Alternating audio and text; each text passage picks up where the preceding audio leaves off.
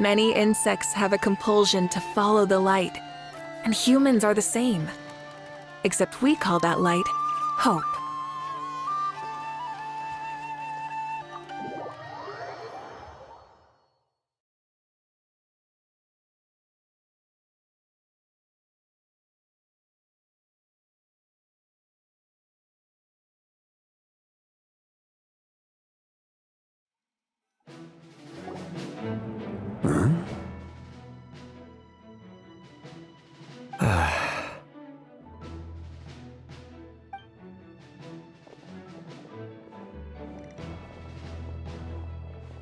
I overheard your little chit-chat outside, by the way. With Miss Columbina's colleague gone, we should be back to the original crew plus the other colleagues I brought in. Though, it looks like we have another new face. Someone else managed to rope in a colleague too? Frankly, you and Paimon are the only people I know here.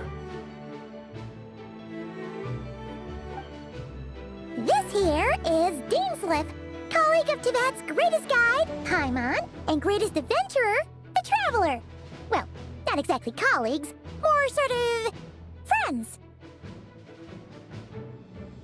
When someone else jumps in to do the announcing, you know you're speaking to someone important. Let's hear what he has to say. Note to self, once Paimon knows your name, the rest of the world will soon follow.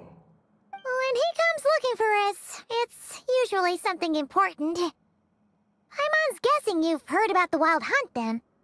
From the looks of it, you're about to hold a meeting. If I were to say that the Wild Hunt is our mutual enemy, would that earn me a seat at the table? As the saying goes, the enemy of my enemy is my friend. Mr. Dainsleif, there's a seat with your name on it. Though, I can't promise the same for everyone else. Hey, Albedo, think you can rustle up a couple more chairs? After all this time apart, Grandmaster Varka's first order is to rustle up a couple more chairs. I've missed this. Is he being sarcastic? Hey, he's your brother. Why are you asking us? I've still got a lot to learn about the nuances of human conversation. Trying to decipher Albedo's way of speaking has been like jumping in at the deep end. Oh, good point. Paimon gets you now. Don't sweat it. There are people who go their whole lives without getting the hang of it. You're ahead of the game already. I wonder what's taking Nefer so long. Perhaps you should go and check in with her. If anyone can hurry her along, it's you. I just got back from the curatorium. Besides, aren't you curious to see what's taking her so long? Miss Nefer doesn't strike me as the type to share secrets. And since gathering intel is her specialty, I'm guessing she'd prefer to keep her methods confidential. Under such circumstances, would it not be tactless for me to impose? Oh, but it's fine for me to impose. What can I say? You have an unrivaled ability to garner people's affection, Miss Moonchanter. Besides, you have far more in common with her than I do. All right, then.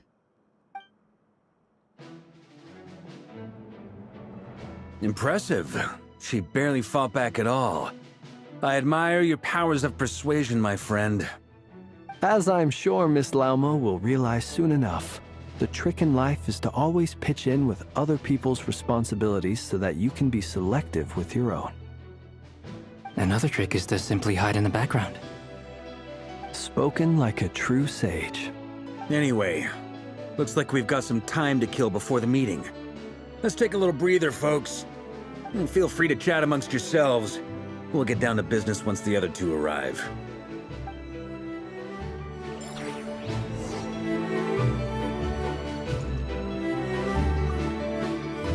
You're both awfully quiet.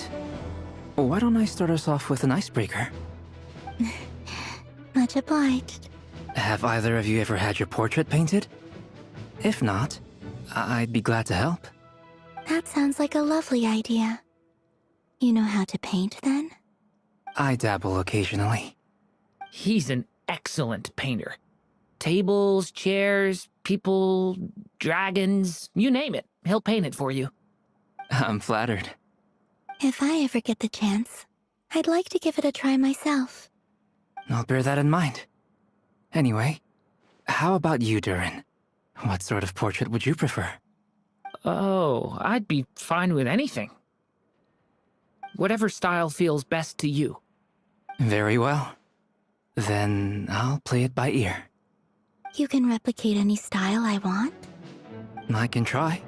If you show me a sample, I'll do my best to match it. Thank you. In that case, I'll dig up some reference material for you.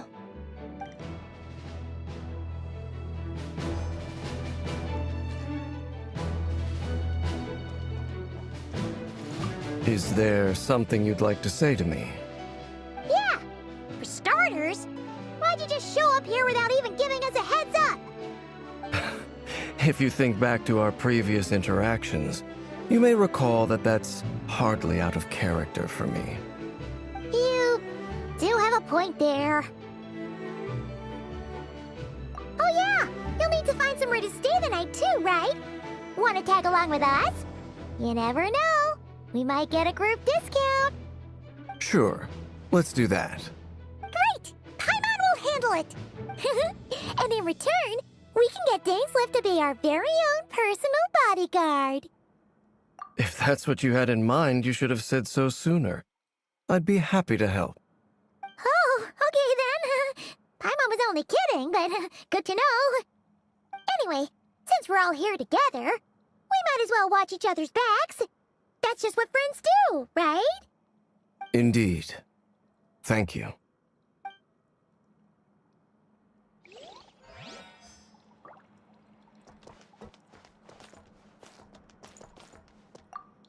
Truth be told, I can't remember the last time I was in a meeting with so many people. You're not alone there, my friend. The Lightkeepers also struggle to bring everyone together for a serious discussion. I don't doubt that. I've only ever met two Ratniki, one being you, and the other being that young guy, Itlua. Itlua's a good apple. I'll give him that. He's kind, honest, and regularly delivers supplies to my lighthouse. A true Ratnik to the core. In that sense, he puts me to shame. So you're what? A fake Ratnik? That's what it sounds like you're saying. But I get the feeling that's not quite what you meant. Come on, why the awkward silence? Sorry. I'm not even gonna bother trying to hide it. You've known all along, haven't you, my friend? Now that was an awkward silence. Let's just keep this between ourselves. Probably best if Itlua doesn't know, huh? That goes without saying. Gotta be careful what you share with youngsters, after all. Anyone else in the know? Let me guess. The Traveler and Paimon? It's dangerous being too sharp for one's own good, you know. Then, in the name of the Animo Archon Barbatos himself, I swear, your secret's safe with me. When we went for drinks, you said that you and Barbatos were practically best buds. In the light of that claim, do you really expect me to take your oath seriously? Of course. Just as long as you don't go spreading around the fact that I'm close with Barbatos, all right? Fair enough, then. Nothing like a bit of mutual leverage to seal the bonds of friendship.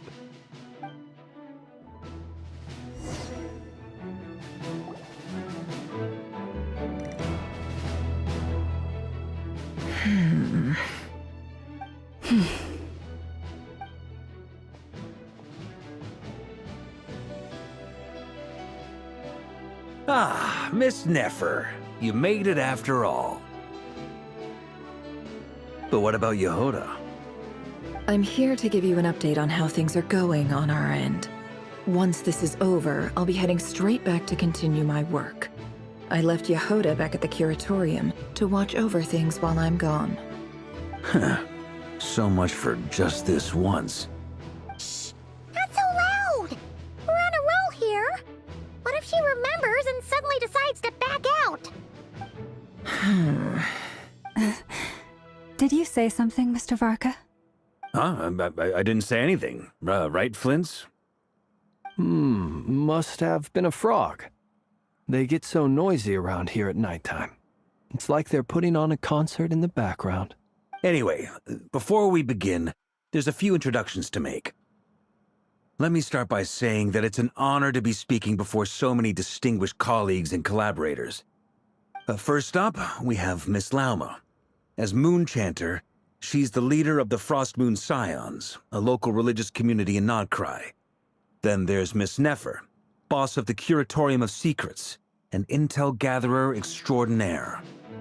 Nefer is leading the investigation into Rerer's background, assisted by Yehoda and Lauma. From the little I've heard, they're making some great progress.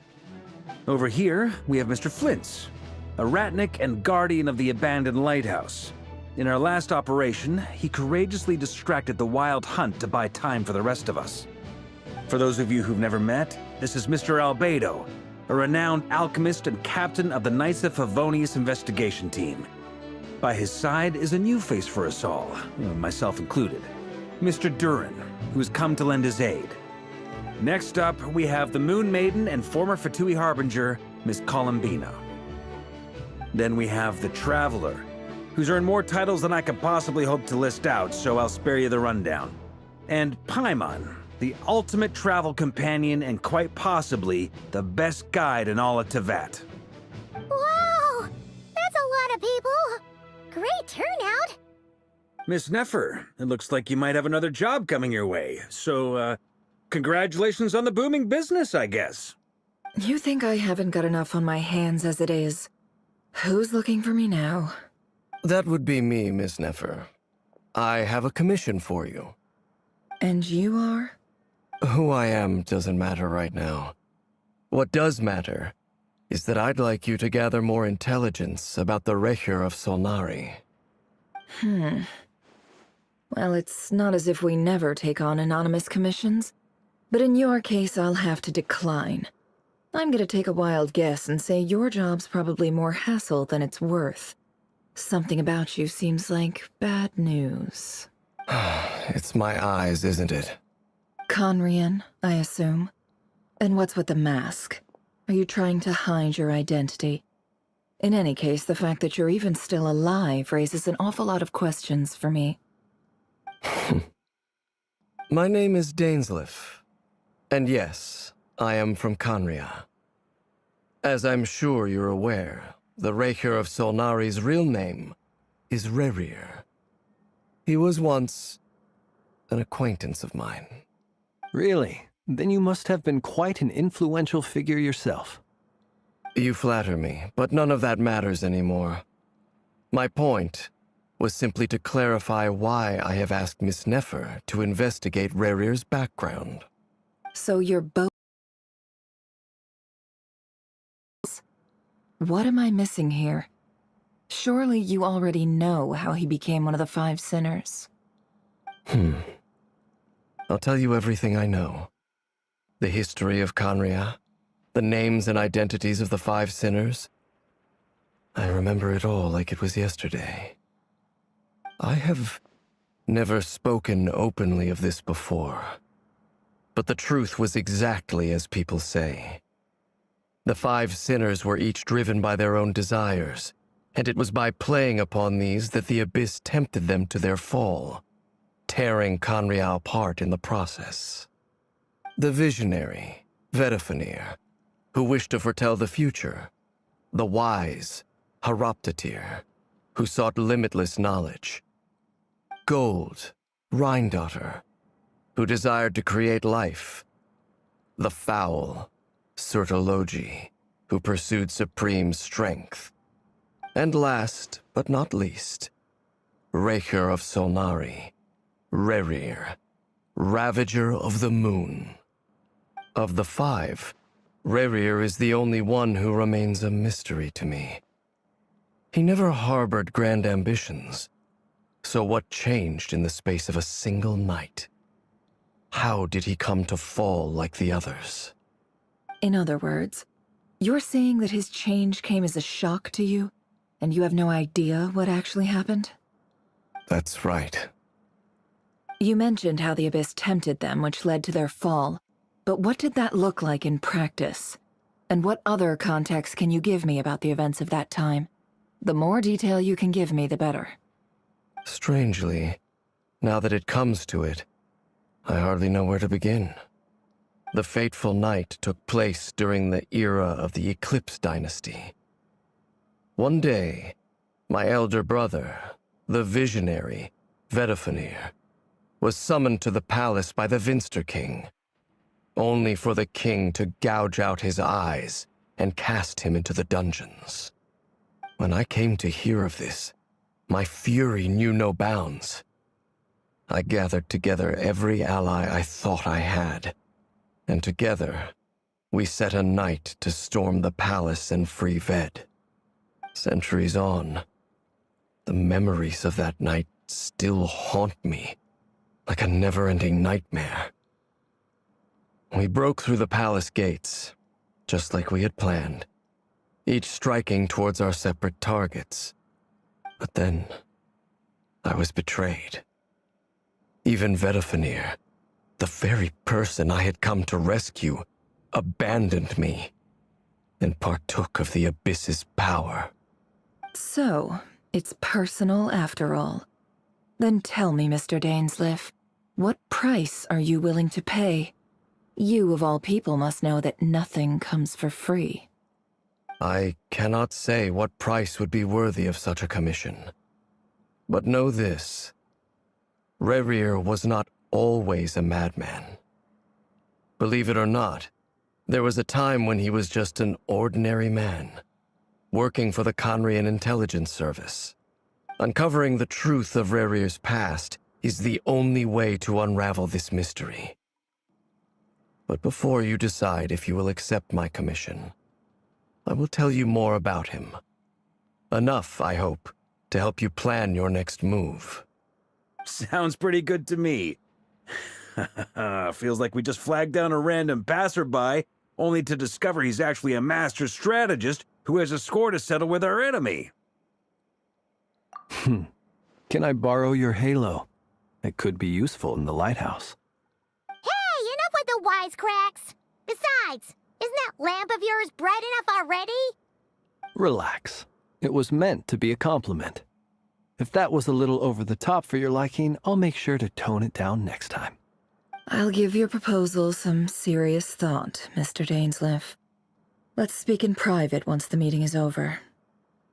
Before that, there's a few things I'd like to share.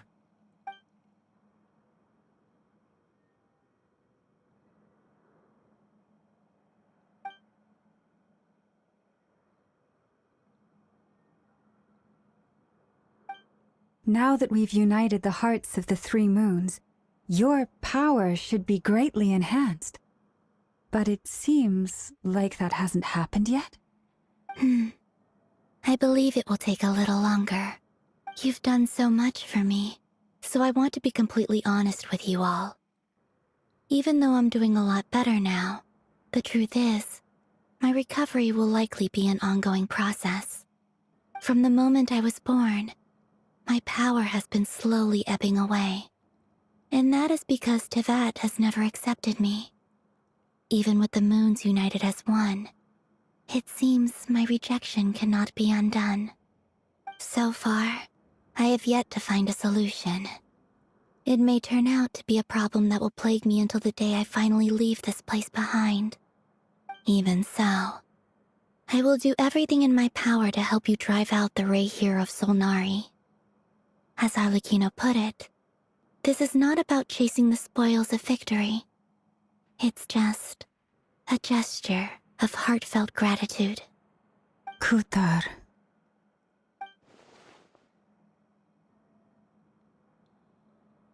Defeating the Reihir of Solnari will be no easy task. While my strength slowly recovers, we'll also need to gather more intel.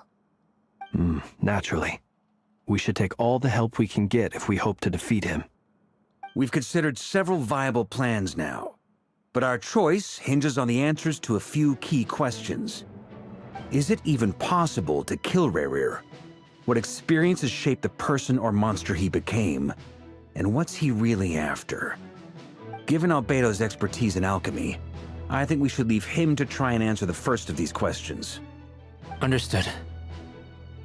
As for the other two, I'm afraid we'll have to count on you again, Miss Nefer.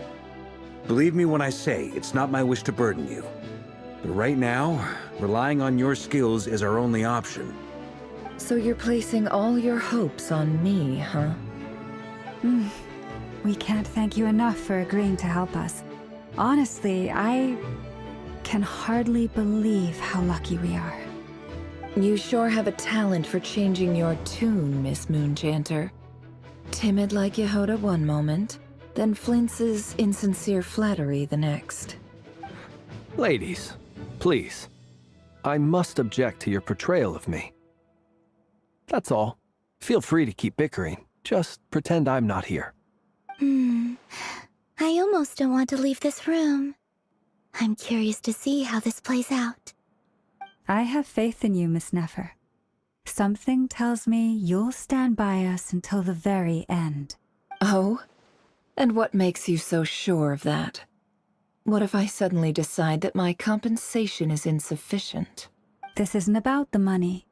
I can sense that you've got a deep... Look at them. And I'm the one. Miss Lauma, you have to understand something. Unlike you, I don't actually enjoy having everyone's hopes on... Is that right? Anyway, Mr. Dainsleif, let's talk. And This whole experience is teaching me a lot. For instance, I now know that when other issues come up in the future, I'll have far more luck getting Lauma to convince Miss Nefer than trying to do it myself. Hate to say it, friend, but that's one of the funniest things I've heard in a while. Why? You think I've got it wrong? Quite the opposite. But what makes it so hilarious is how long it's taken you to realize.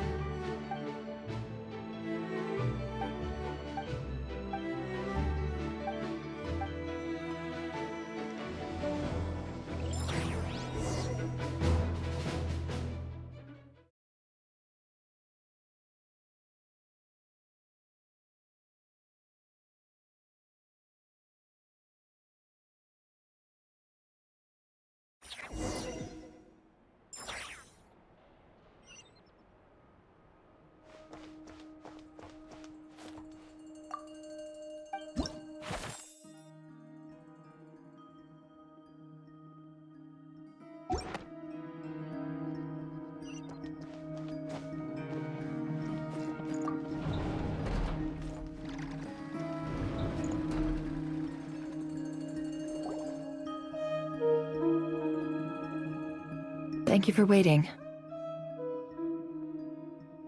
That's okay. We actually used the time to help Dainsleif get a room at the hotel. That's very considerate of you.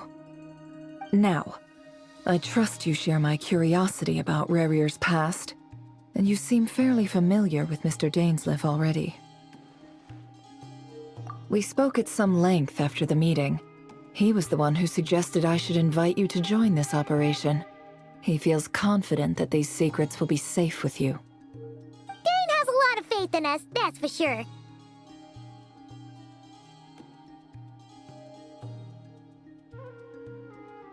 Likewise. I appreciate that you got right on board without interrogating me about why I invited you. It shows that you trust me to explain everything in due course. That's because we know what you're capable of. We appreciate you too, Nefer. You might have been forced to help in the beginning, but this time, it was your choice. That's one way to put it.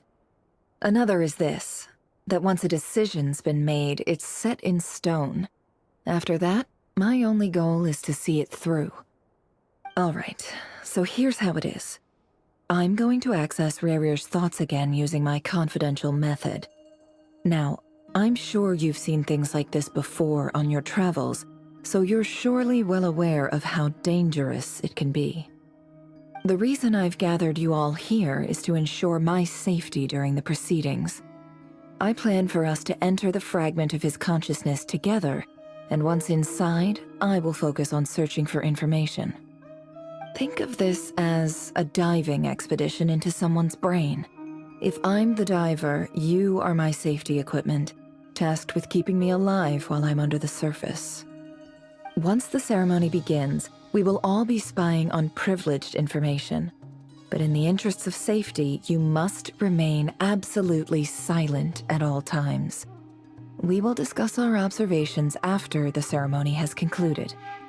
Lastly, any individuals of a weaker constitution are advised not to partake in the ceremony. In any case, Paimon has her own job to do, which requires staying in the room but not joining the ceremony.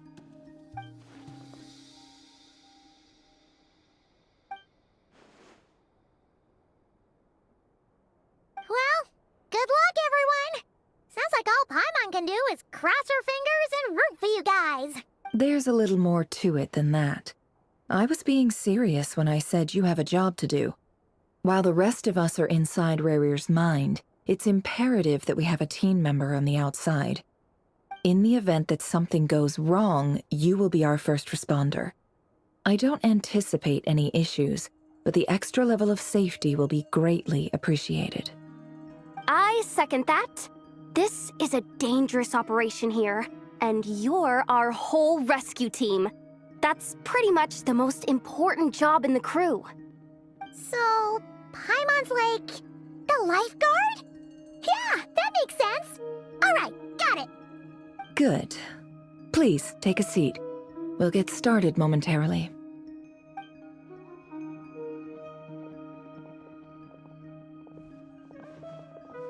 So, did Mr. Dainsleif tell you anything else? He told me that he believes Rarir kept some big secrets in his life. He's not sure that they were the cause of his eventual downfall, but he's asked me to uncover what those secrets were all the same.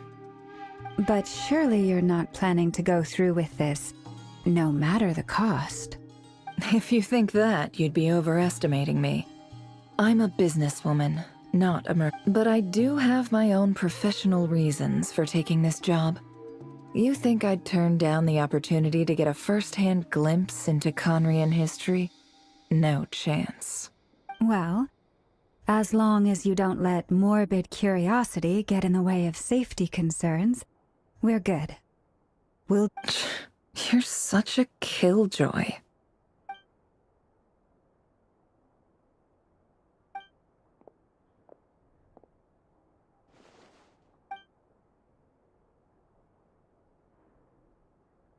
All right, I'm good to go. All set over here, too. Promise, Paimon, you'll be extra careful. All right. Let your whole body relax. We're about to begin. Close your eyes.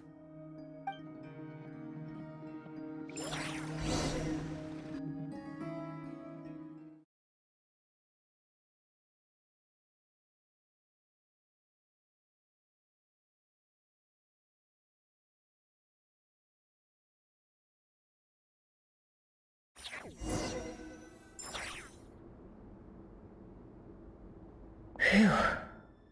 Could this be his office? Pretty standard setup.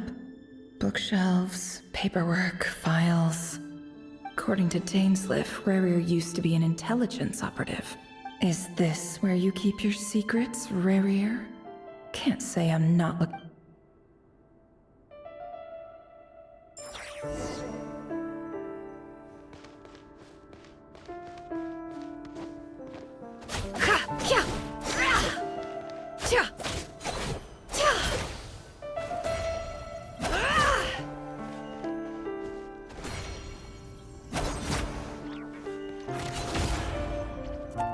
It all adds up. He looks even gloomier than last time. I wonder what's changed.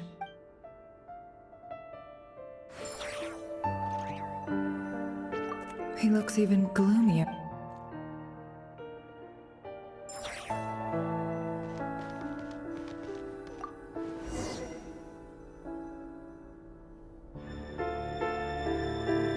Today's files are in.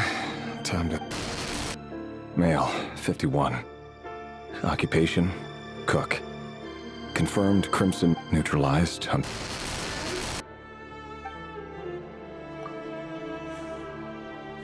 This one should be archived under purged targets. Female, 23. Occupation, office clerk. Confirmed Crimson Moon descendant. Has maintained frequent contact with other descendants over the past year. Poses a threat to the dynasty. Neutralized. Another one for purged targets. Sounds like she was that other man's daughter. Never mind. What's it got to do with me?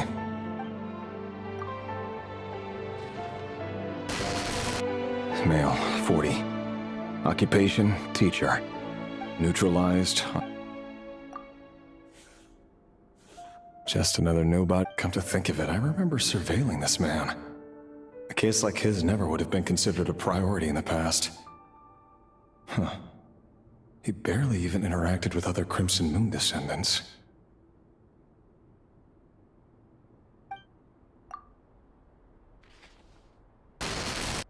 Female, 16.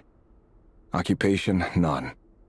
Orphan and confirmed Crimson Moon descendant. Has been observed making contact with other descendants during the past year. Poses a threat to the dynasty. Neutralized on... Filed. I have no recollection of this girl. None whatsoever. She doesn't seem to be anyone important, but then again, how many of them really are? Female, 13. Occupation, none. Neutralized on... Filed.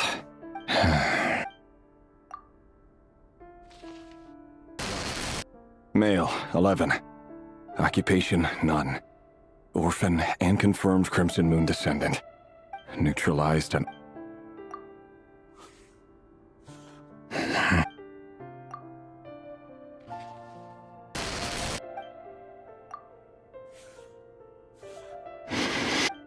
It's funny, isn't it?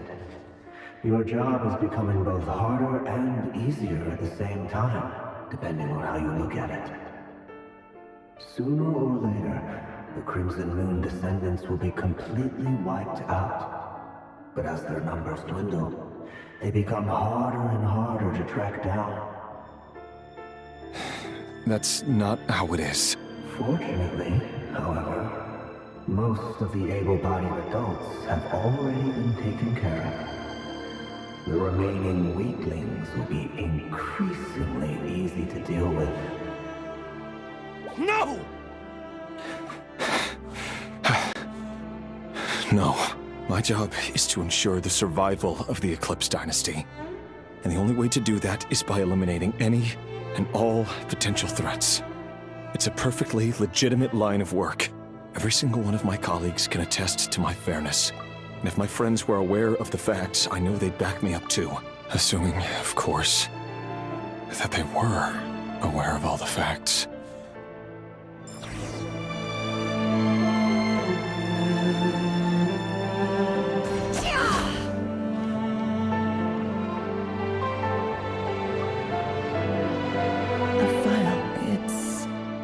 At this stage, I have no idea.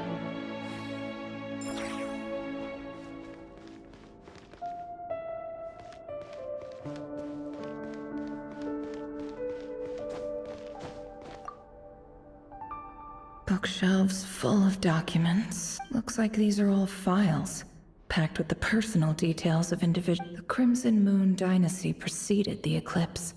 Since Rerir worked as a secret agent during the latter, it stands to reason that he was tasked with purging remnants of the old dynasty. Yep. Lines up exactly with what Dainsleif told me.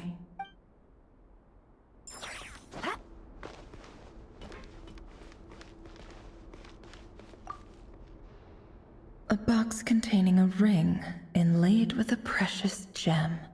Must be for his girlfriend.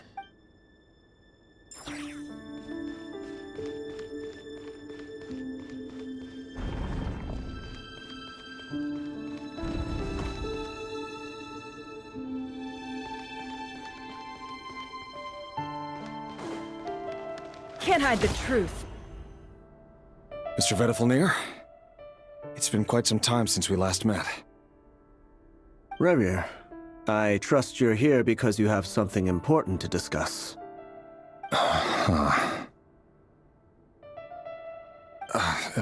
Forgive me. I wasn't tuning out, it's just, I noticed you didn't even phrase that as a question. As if you knew I was coming. Tell me, does someone in your position ever feel the need to ask questions at all? It is indeed within my power to foresee certain things. Things like your arrival. I was just thinking, it won't be long before I'll be inviting both you and Dane to my wedding. That isn't a lie, but nor is it a fact as such. It's a wish, isn't it?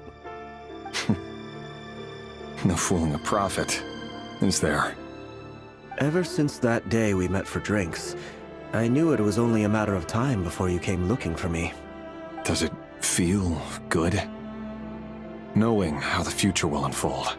I'm afraid the notions of good and bad fail to capture the complexity of what such a power entails. Once you've seen what will come to pass, it can be all too easy to succumb to fear and melancholy. Unless, of course, you learn to abandon these feelings. You fear my silence, and long to hear the words I left unspoken that day. That's right. You must have noticed my reluctance to broach the subject. And the reason is simple. Because the truth could never have lived up to your hopes. For both our sakes, such words are better left unsaid. The burden of prophecy was never meant for your shoulders. So who exactly do you deem worthy to hear your prophecies? None but our exalted king? Or rather, our king as he once was. You're closer to his majesty than I am. You must know better than anyone how much he's changed. You say that as though it is to my benefit. Yet precisely because of that, I dare not speak rashly. A king can turn out to be the most virtuous of rulers, or a tyrant more terrible than the most vicious of dragons. You are so wise and far-sighted, yet still you would have me live in fear of the unknown? You make a fair point. Especially given my silence alone was all it took to send you spiraling downwards. Very well then. Let me offer you some advice. And I say this not as a prophet or a visionary, but simply as the brother of your friend. For many reasons, there is very little chance of your marriage ending in happiness. If happiness is what you seek, you should find another fiancé.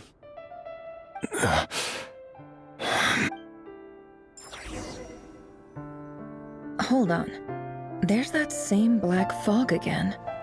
Could this memory belong to Thelindis? Guess I'd better tread carefully.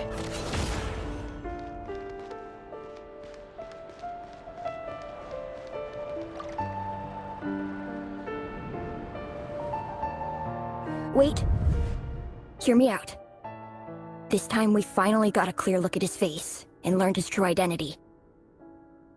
His name is Rerir, and he claims to be one of the king's guards. What did you say? A cruel irony, isn't it?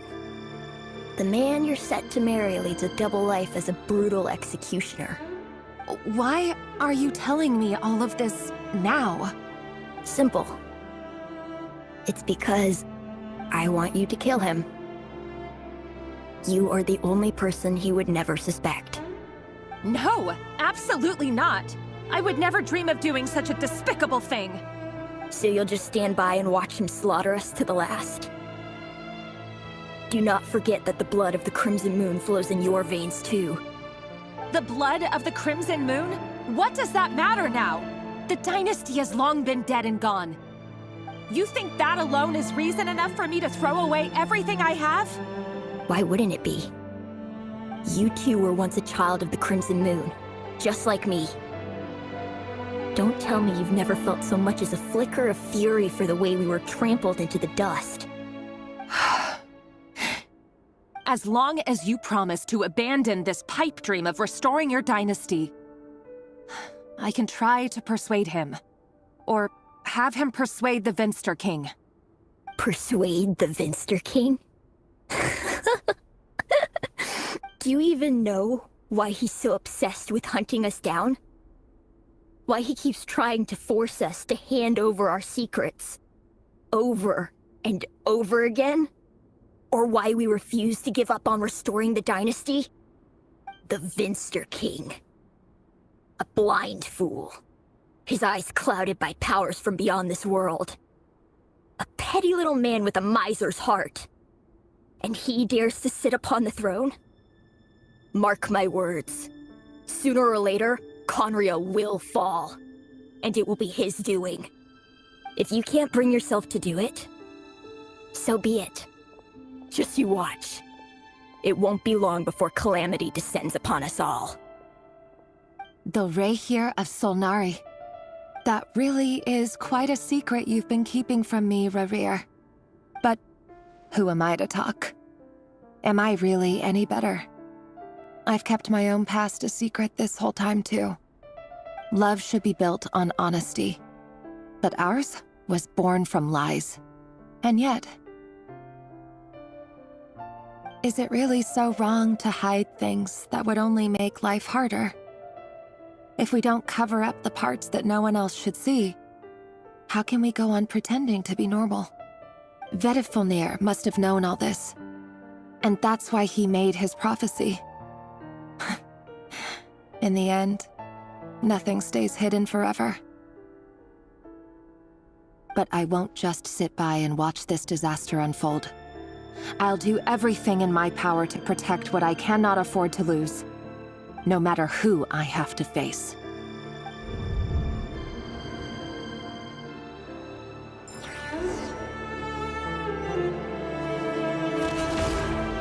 Huh? Was that Rerir who just walked past the window?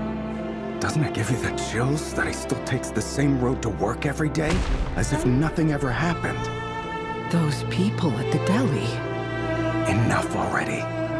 They're clearly pretty taken by their own disguises, so just smile and play along. Pull the rug from under beasts like that, and you'll risk having your throat torn out. Deli. Oh. They're talking about those people from the opposition. Right. I'd almost forgotten they used to run a deli. People of no consequence always vanish so easily. And no one even remembers them.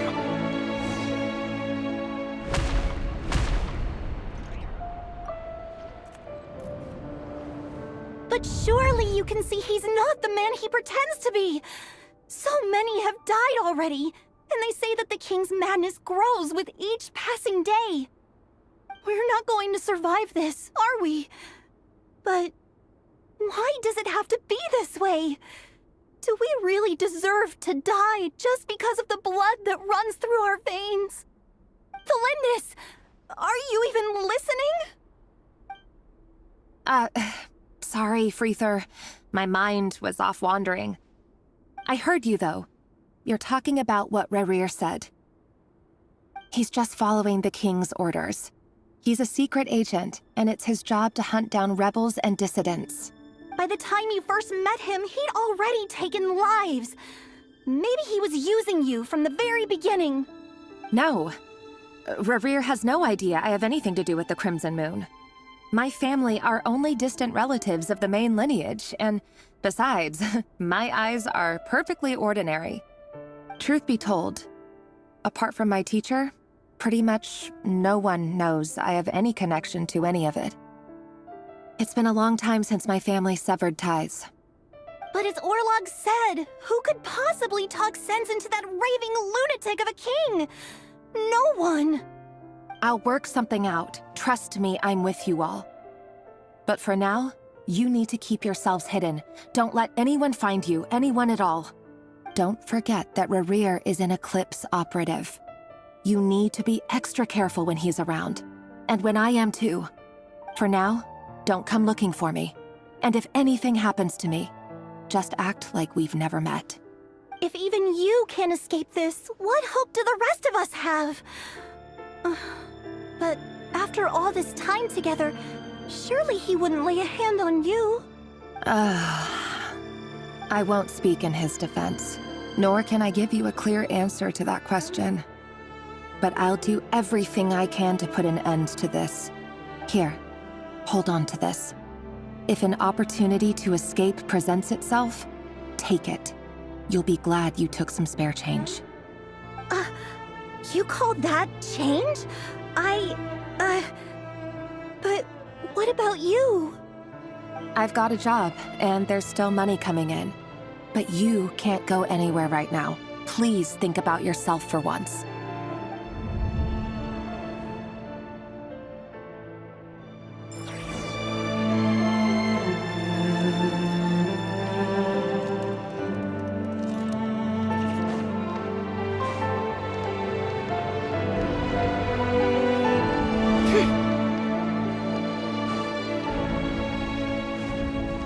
Another day, another round of assassination training. The training ground is just beyond this hidden passageway.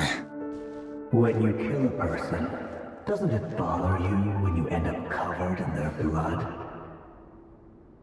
Why would it? Aren't we all just walking blood bags? But not everyone is accustomed to hunting down others like prey.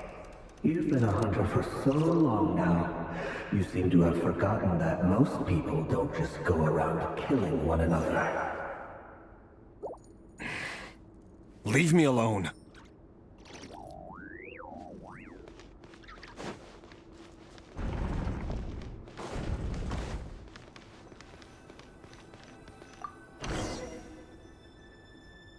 Make sure you have a firm grip on the handle, and choose your angle well. Keep your movements light and brisk. And the prey won't sense a thing. I doubt that. I'll bet no one's ever died a quiet death at your hands. I work clean. No traces.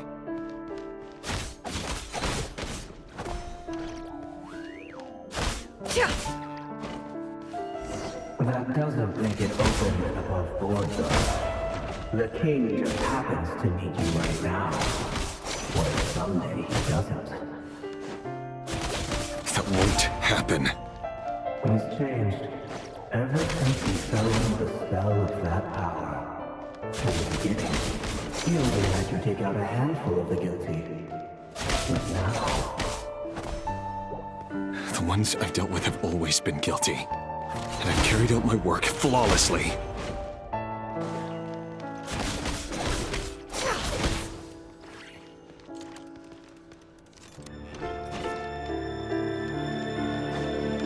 It all adds up.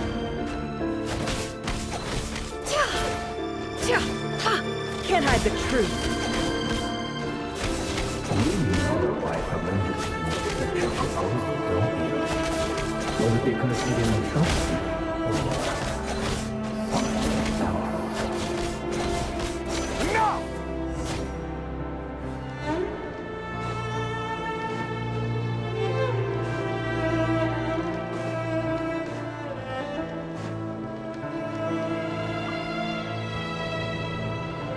Delindis, do you still remember Orlog? Orlog. The boy who was pretending to sell flowers. You spoke for quite a while, didn't you? Yes, we did. What about him? He was arrested 2 days ago. Chances are he's already dead. He... I just don't get it! After everything he's done, why do you still stand by him? Or does it mean nothing to you that people keep dying? No, that's not... Just hear me out. I need to go now, Delindis. They're looking for us. You take care too. If you ever need a place to hide, come find us.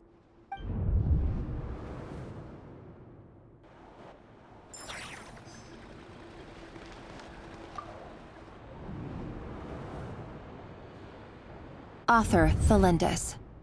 Over the course of this week, the research object was subjected to interference for a total of 47 hours for experimental purposes.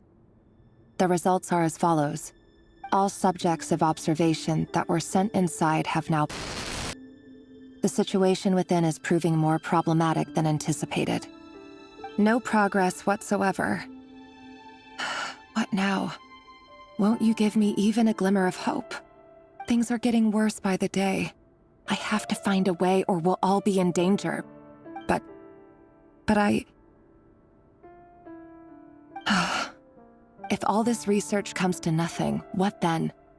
Sooner or later, it'll be my neck on the line. But could he really bring himself to kill me? No. Surely he wouldn't have the heart.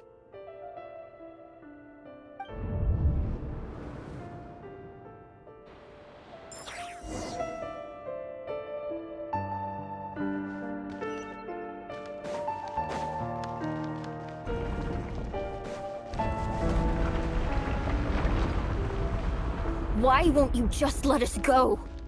We don't even know each other. All we want is to live ordinary, peaceful lives. You want to live?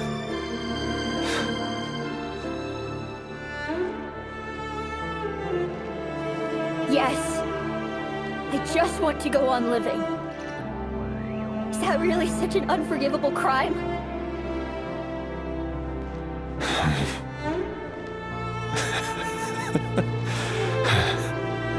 You want to go on living.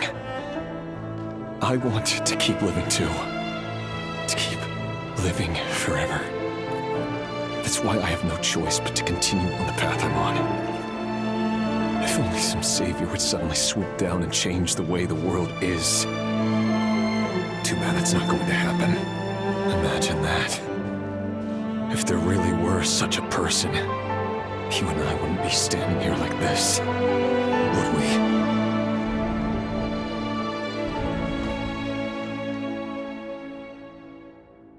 Today's files are in. Time to wade through them just like usual. No, I don't get tired of it. It's my job.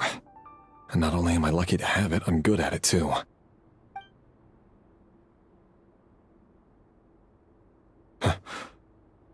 Wait. That's...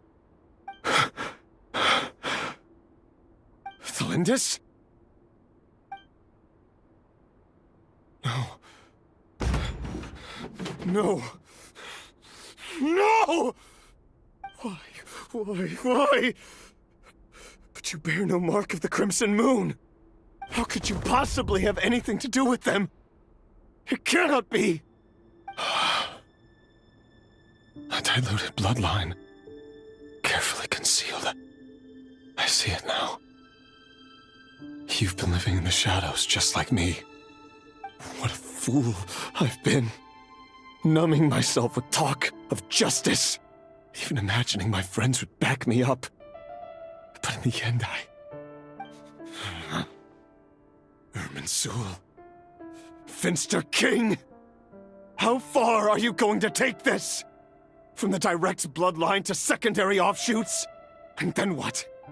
Today it's the descendants of the Crimson Moon. Who will it be tomorrow? Will you not rest until everyone down here is dead? No. This cannot go on. This is where it ends.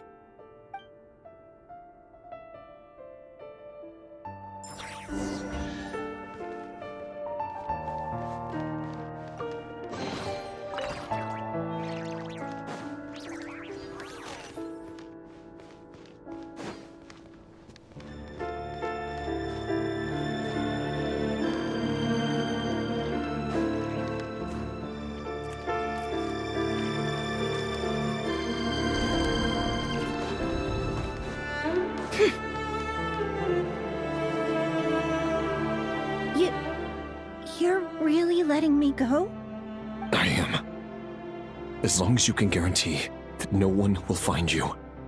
Don't worry, I'll be extra careful. No one will know I was here. But what about you? Me? If you let me go, you won't be able to complete your mission, will you? Good point. In that case, maybe you should stay. No, please! I just want to see the outside world again. To... Go on living? Yes. I know you're a man of your word. So please, just let me go. If I let you leave, what will become of me? Just kidding. Go, now. But remember, don't let anyone know you were caught. We'll be seeing each other again very soon if you do.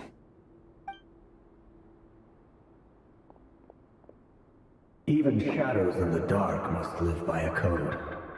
But you can't save everyone. You've been whispering in my ear for days now, Vedifalnir. What are you trying to do? Break me down? I only say this because you long for an answer to your problems. Let her go, Rerir, or you risk losing everything. I will not abandon Thalindis. Then you'll need a little more vigilance and a lot more power. The world is changing, Rerir. Keep your eyes peeled for your moment of opportunity. That voice used to be so unclear. But now I know exactly whose it is. It's Vedifalnir. He won't tell me how to actually resolve any of this, but he keeps trying to manipulate me like a puppet. What's his game here? Tell me then. What will this moment of opportunity look like?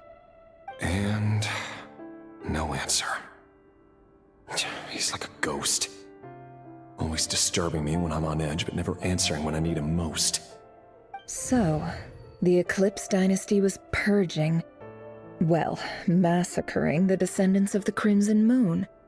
And it seems like it was all connected to the Vinster King's research. The King's obsession with abyssal power left the future of Khaenri'ah hanging in the balance. No wonder every aspect of Rerir's life was so unstable. And it looks like this Thalindis, Rerir's would-be fiancée, herself belonged to a sub-branch of the Crimson Moon Dynasty's descendants. It almost defies belief that a couple like them could hide the truth from each other for so long. If the Vinster King hadn't intervened in such a drastic way, they might have gone on deceiving each other for the rest of their lives. And why does Vedifalnir, Dainslif's older brother, keep talking in Rerir's head? This guy kept more secrets than I ever imagined. The human mind is like a vast desert of shifting sands. When you follow the flow of someone's memories, you only ever see the parts they're willing to let surface. Time for something a bit more creative. We've been inside Rerir's mind this whole time, building up a picture of his psyche. There's already enough clues on the board to start reading between the lines and mapping out the rest. Now, we can finally begin to put the pieces together. Sure, it'll only be a reconstruction, part simulation, part reasoning, but it's usually pretty accurate. Once we've built up a cognitive profile, we just need to cross-check the logic behind his actions. And then we'll be able to take a sneak peek at whatever it is that Rerir has really been hiding.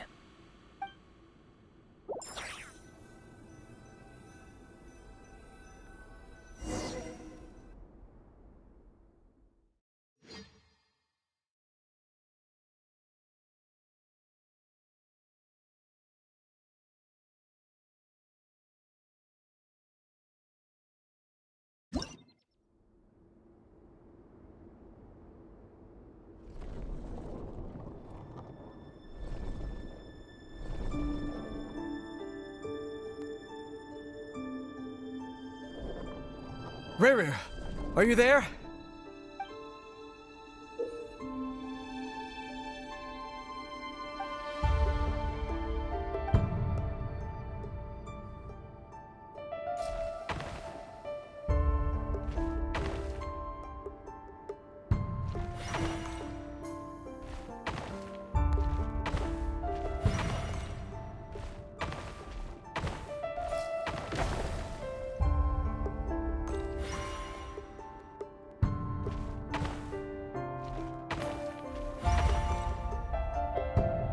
Hey, Rerir!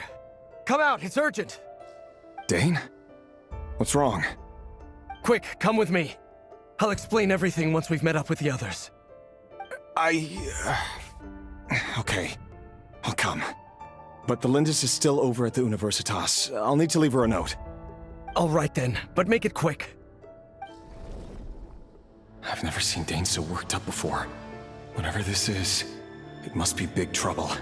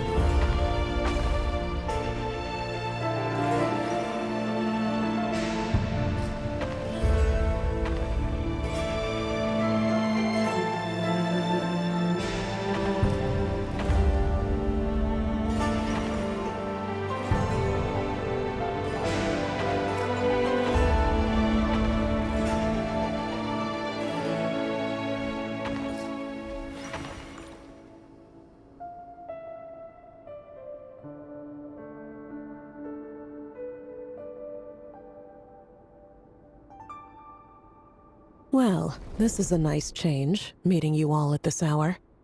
When men and women of ambition can speak face to face in broad daylight, I say that's a big step forward for our dear Khaenri'ah. Don't be ridiculous. We do not fear the day. Why would we seek refuge in the night? You might ask your blade that same question. I'm told it prefers the cover of darkness. The word on the street is that Sir Delogi only strikes when he has an unfair advantage. But that is patently false. I see you're missing an arm and a leg. Surely only a fair fight could explain that. If this is your way of offering me replacement limbs, believe me, I'll take them. Oh, we can certainly discuss that. With bioalchemy, anything is possible. Assuming I have your full support in my research. Lunatic. Roptatir, what brings you here? Why, Dainsleif, of course. He invited me. Please, cast aside your apprehensions, Miss Rhine-daughter. Whatever the rumors may say, I am but a humble servant of the king, and I can assure you he affords me no greater convenience than he does you. Well, the Universitas Magistrorum won't stop fawning over you. So at least some of the rumors must be true. You're clearly doing well for yourself, so drop the humble servant act. It endears you to no one. You're president of the Universitas Magistrorum, the chief royal mage known as the Wise by Vice President Veit doesn't even try to hide his envy when he sees you. My success is the product of hard work and good luck. It's as simple as that. Were the king not such an extremist, I hardly think I would have received a senior post at my age. Of course, no job is without its gripes. Serving a king like ours can be a challenging task, as I'm sure you can imagine. And as for Efterveit, in missing out on the presidency, he's dodged a mountain of stress. Like everything else in life, it comes with pros and cons. You're all here. I apologize for the short notice, but it was in a...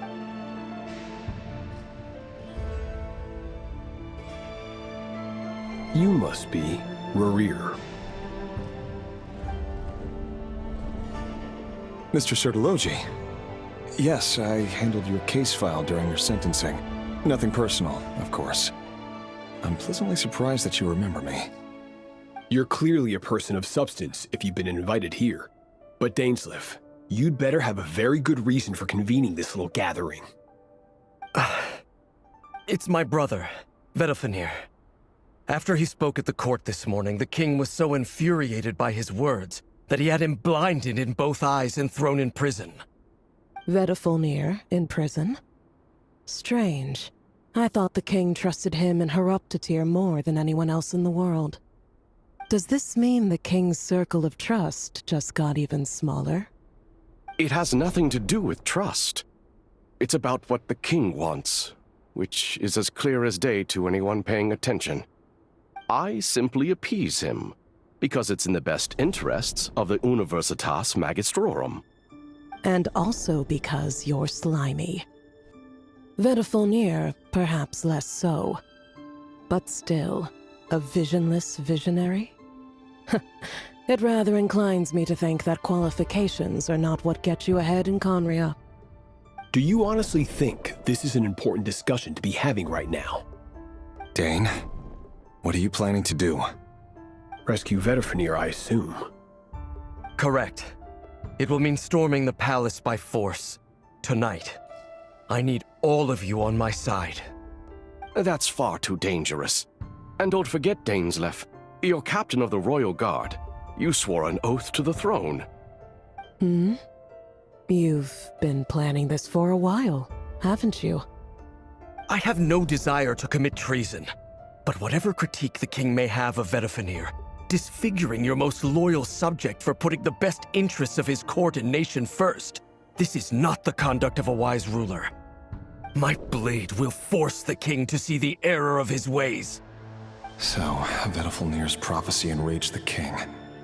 I'm sure it wasn't what he wanted to hear, but if he won't take counsel even from the visionary, that is deeply troubling news. The extent of His Majesty's madness is now all too clear. The question is, how does a man like me get out of this situation unscathed? You have noble ambitions, Dane, but I'm afraid they don't do much for a guy like me. I'm not interested in saving the world. All I want is a letter of pardon. A letter of pardon? For whom? Thelindis? The chances of the Vinster King issuing a pardon for anyone connected to the Crimson Moon seem vanishingly slim.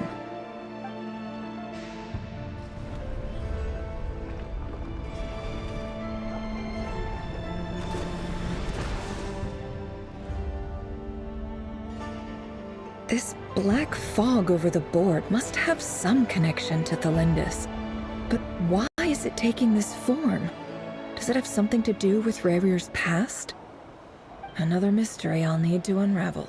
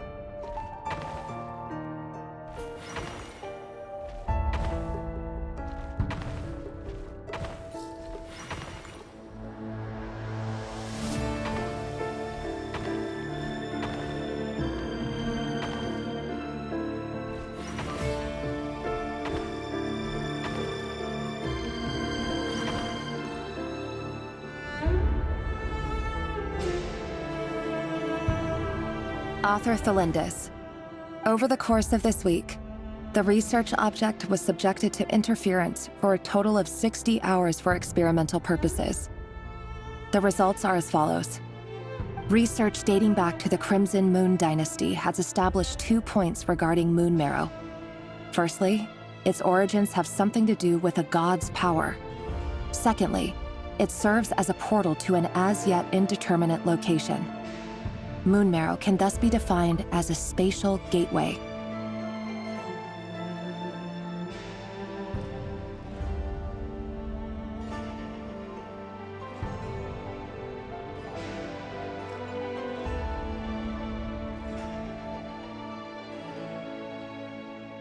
However, there are a number of hurdles to overcome before we can answer the question of where it leads to. To start with, opening the gateway requires a specific power source, which the relevant literature indicates. An enormous amount of power is then required to keep the gate open. Currently, the total power output of our instruments remains in the single digits. To make matters worse, I am now the only staff member remaining in the Moon Marrow Lab. The Universitas Magistrorum recently decided to move most of its personnel into abyssal energy research, which has stymied all Crimson Moon-related projects. This is not a wise move. I have always maintained that placing all our hopes in a single source of power is risky, especially one as poorly understood as this. As well as making ourselves overly reliant on a single resource, we are neglecting other promising technologies. I apologize if this comes across as disrespectful. But as a Moon Marrow researcher, I desperately want to see the world beyond the gateway. If we really made it there one day, what would we find? And how would we go about taming the unknown? My imagination is endlessly fueled by questions such as these.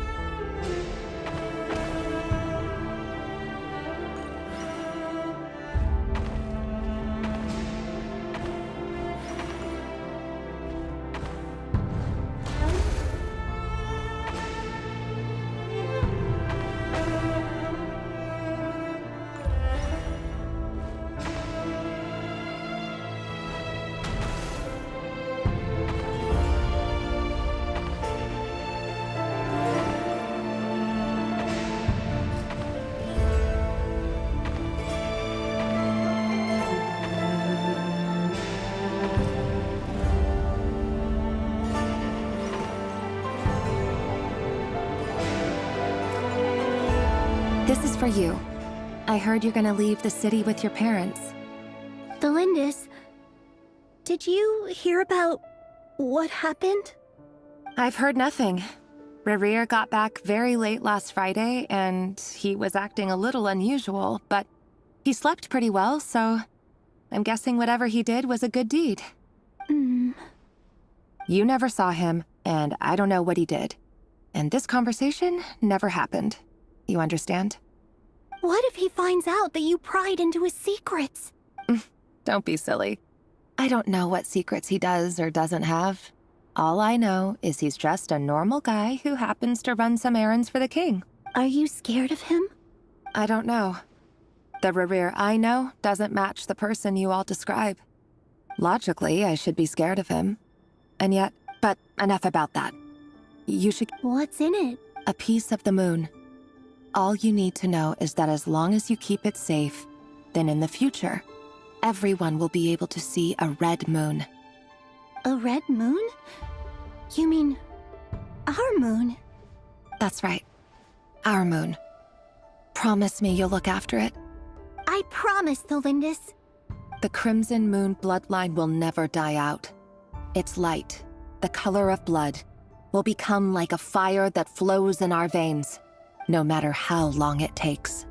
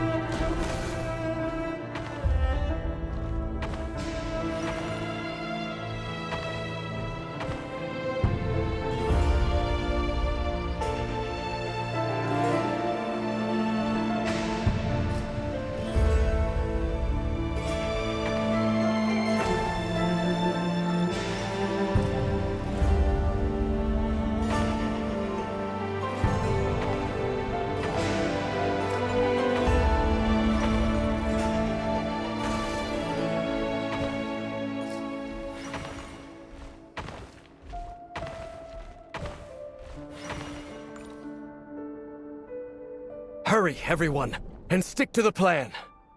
Sir Dainsleif, what are you? Is this treason? You know what happens to those who betray the throne. Please! It is the king himself who has betrayed the throne. He has betrayed all of Khaenri'ah. If you have any love left for justice in your heart, you should join me. It's showtime. Dane and his group will handle the troops in the palace. Then Hraptatyr and Rhindaughter will disarm the security measures. My job is to enter the prison and rescue Vedifalnir. Stay safe. Wish me luck. Look after my brother. Draw your blade. It is time for justice to prevail.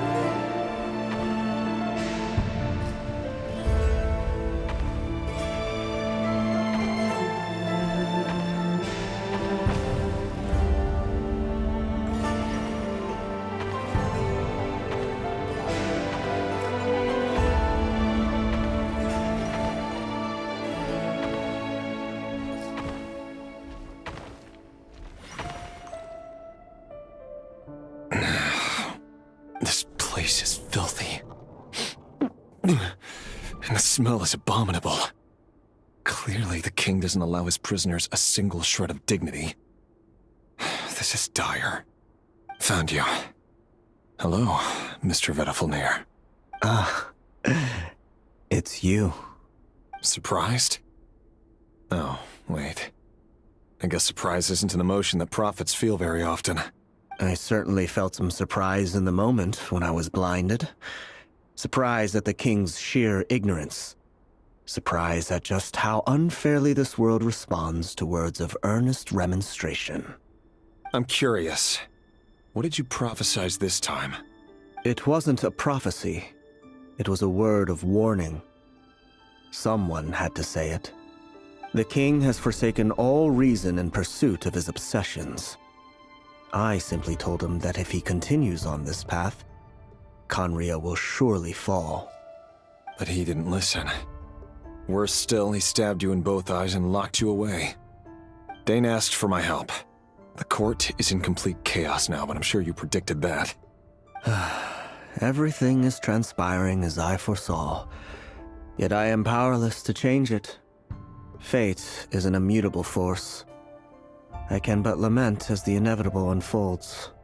I do wonder whether giving a man the power to see the future does nothing more for him than slowly crush his spirit. Forgive my curtness, Vedafilnir, but the king did not suddenly turn on you today. His suspicions have been brewing for a long time. You can't have wisdom beyond the reach of your fellow man without attracting his fear and suspicion. There are things the king does not want to see. So, he doesn't want you having visions of them either. He blinded you because he thought this would make the visions stop. He wasn't entirely wrong.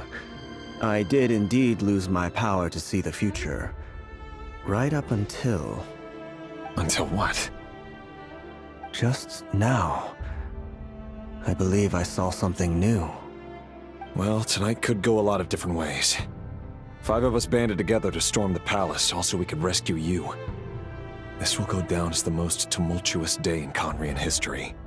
I sense hatred in you, but also hope. A desperate hope that with the tyrant deposed, that will be the end of the story. But this is not the end. It is the beginning of a new chapter, in a whole new story. There are many men of honor and courage in this world, Rerir. But you are not one of them. You're not here for justice, are you? You're here for yourself. Is that a dagger? Interesting. Why not the polearm? It was always your weapon of choice. With your abilities, I don't doubt that you were able to recover some of your sight.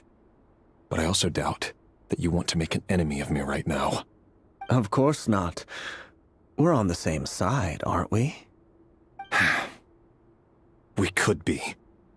But I need you to be honest with me, Vedafilnir. At this point, you're my only hope for the future. You mean your future? With your beloved, Felindis? Yes.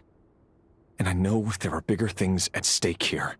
A dynasty, a nation, maybe the entire world. But forgive me, I care first and foremost about myself. I can't abandon the one I love to save myself. I just can't do it. But you see a broader picture of the future than I. You see the solutions to the biggest problems of our age. So tell me, what is my solution? What's the answer? In matters of fate, answers are either right or wrong. What will be and what will not. Maybe you are willing to pay a certain price in the pursuit of happiness, but unfortunately, fate does not negotiate. That is the cruelest thing about fate. It is unmoved by your sacrifices. That can't be true. I know it's your voice that I keep hearing in my head, urging me to see how the world is changing, to seek more power, so I can protect the things I love. You show me disaster, but you won't show me how to avoid it? Why? Why are you doing all this? My voice. In your head.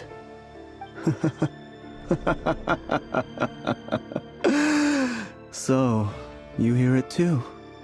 The voice that steals your mind, gains your trust, and drives you crazy. It turns out that we are not so different, you and I. Vedifilnir just broke into the strangest smile I've ever seen in my life, as if he'd discovered some monumental secret. But then he suddenly switched to looking extremely weary. Very well then.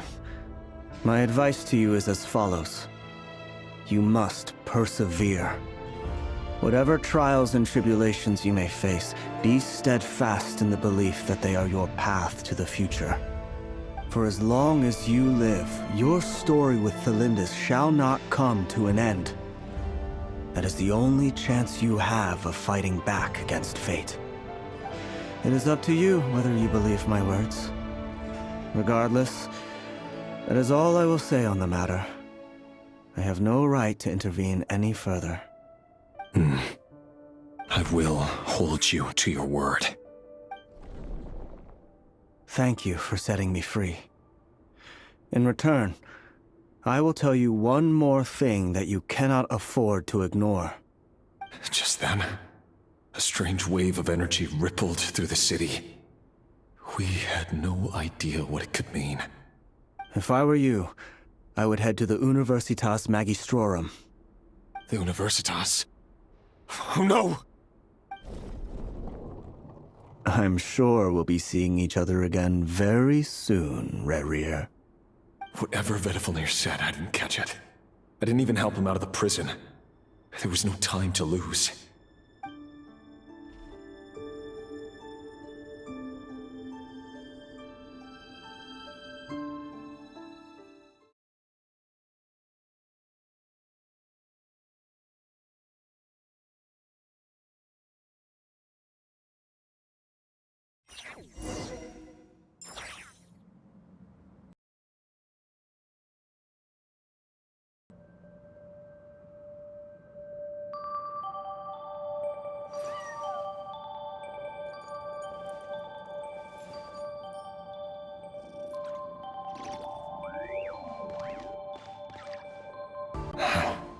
The Universitas.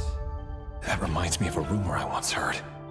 Allegedly, the king installed secret mechanisms in the palace and around the city. No one knows where they are or what kind of power they hold. But if they were ever going to activate, it would probably be on a night like tonight. Help! Help! Hold on! Don't let them anywhere near you! Save me! I can't! Ah! That sounded like an explosion. So, the rumor is true? The king really went through with it? What other means does the king have at his disposal? They must run on power from the Abyss. And given it's a major center of Abyss research, anyone over at the Universitas will be in grave danger. I have to hurry!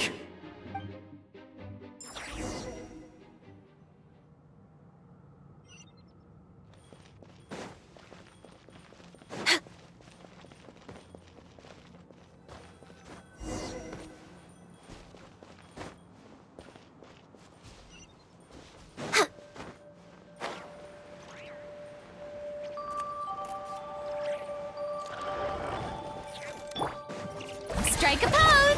Get to work! Suffer the wrath of Eastling! Can't hide the truth. It all adds up. Wrath from the skies!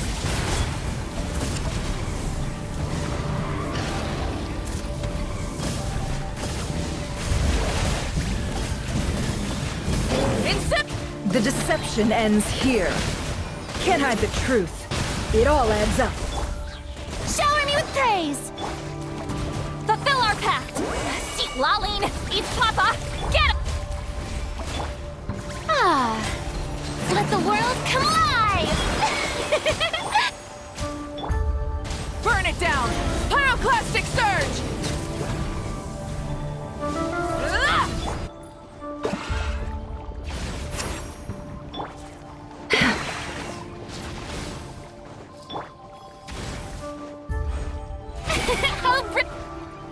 Show no mercy! You two! Time to end them! Can't hide the truth. The mystery unravels. It all... Light of the blazing sun!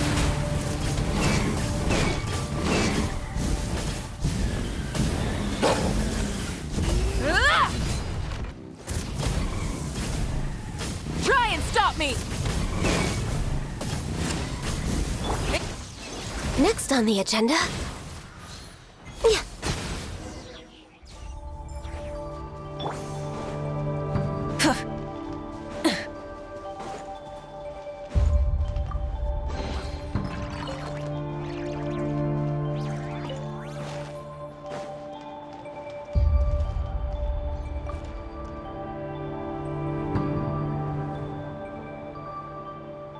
Monsters. At the Universitas Magistrorum? Why now? Oh no! They're coming! It's no use. The table won't hold out much longer. The weapons. Where are the weapons? Of course. All the lab equipment was upgraded after the inspection last week, but the new weapons haven't been allocated yet. I'm done for. Is anyone there? I need help! Ah! Stay back! Please stay...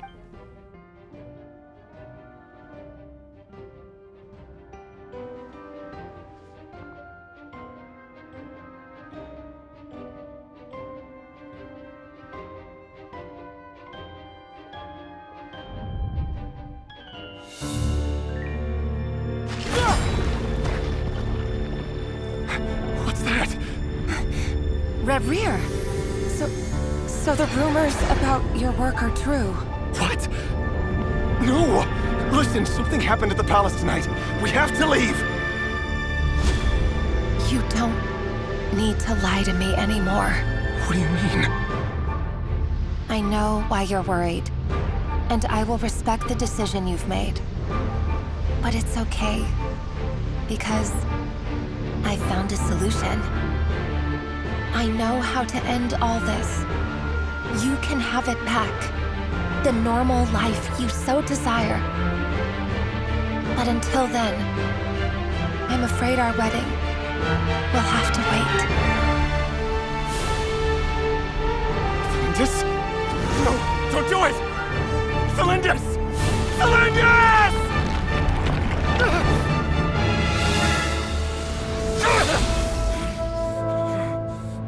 I told you, Rerir. Let her go. You will find someone better. No! No, I won't do it! I have to save her!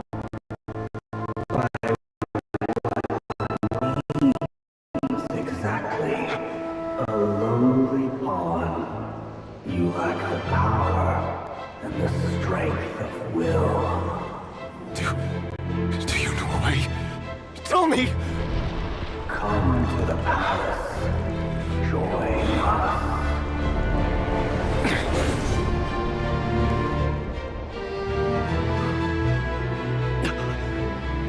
Rerir, thank goodness we...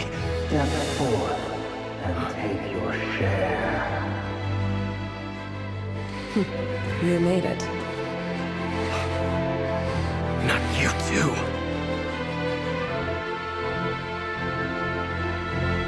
Hatred or grief, despair or desire. We all have our own.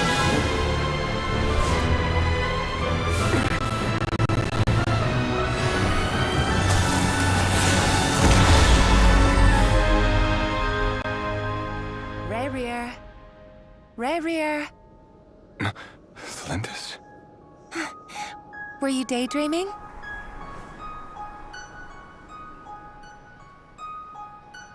You still remember, Rerir?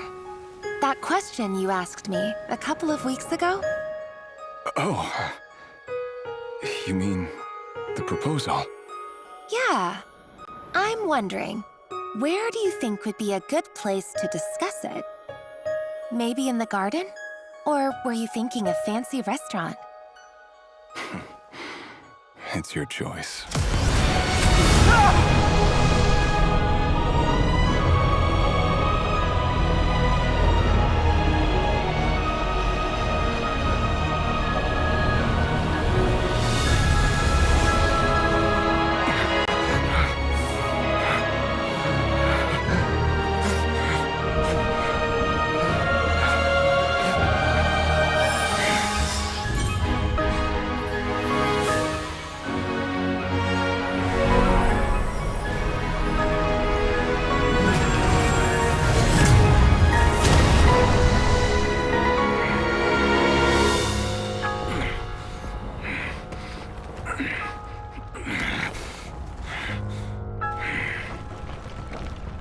I will find you.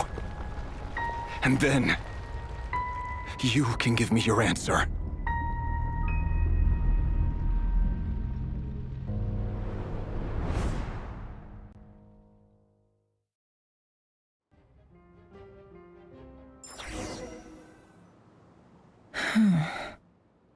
So that's how the Raker of Solnari was born.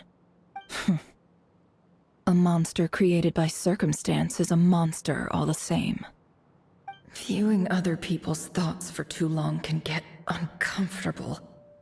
Right now, I'm feeling a strong sense of loathing.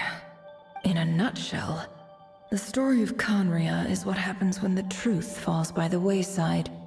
Everyone tells little white lies, and before long, you have a huge pack of lies that destroys everything. Phew. Time to get back. His past is filled with sorrow, but the tale of any fallen civilization.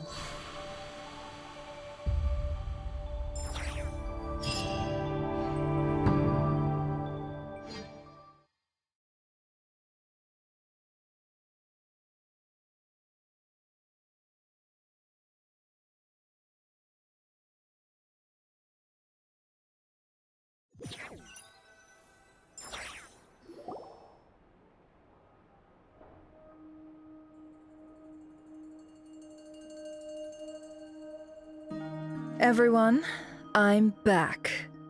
Can I get a standing ovation? Never! How are you holding up? Feeling okay? She's fine. Boss is a pro. Yes, I'm fine. You will have seen the events of Rarir's life through my thoughts. It's now clear that he is just a regular nobody, driven by personal tragedy, as he said himself. I mostly agree.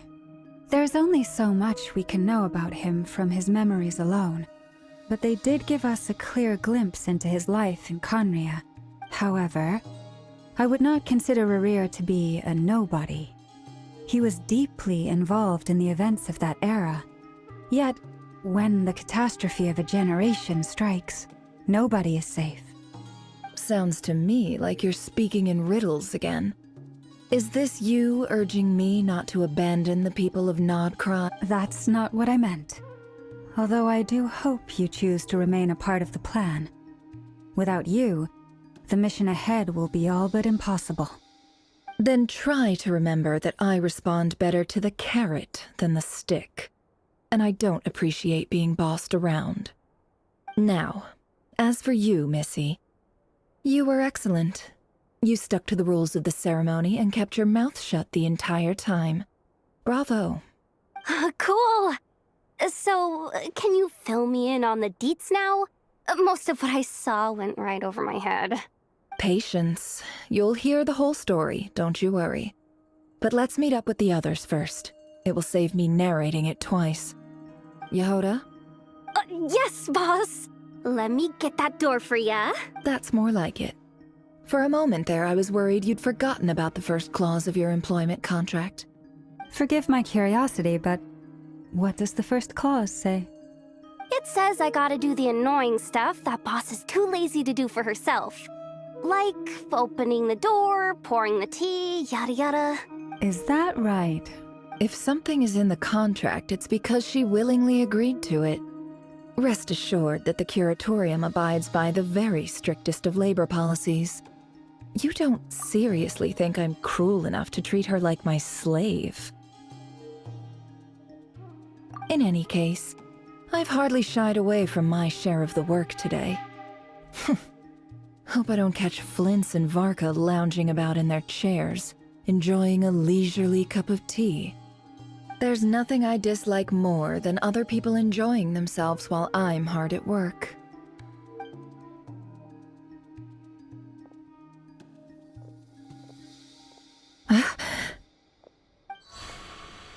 Oh no.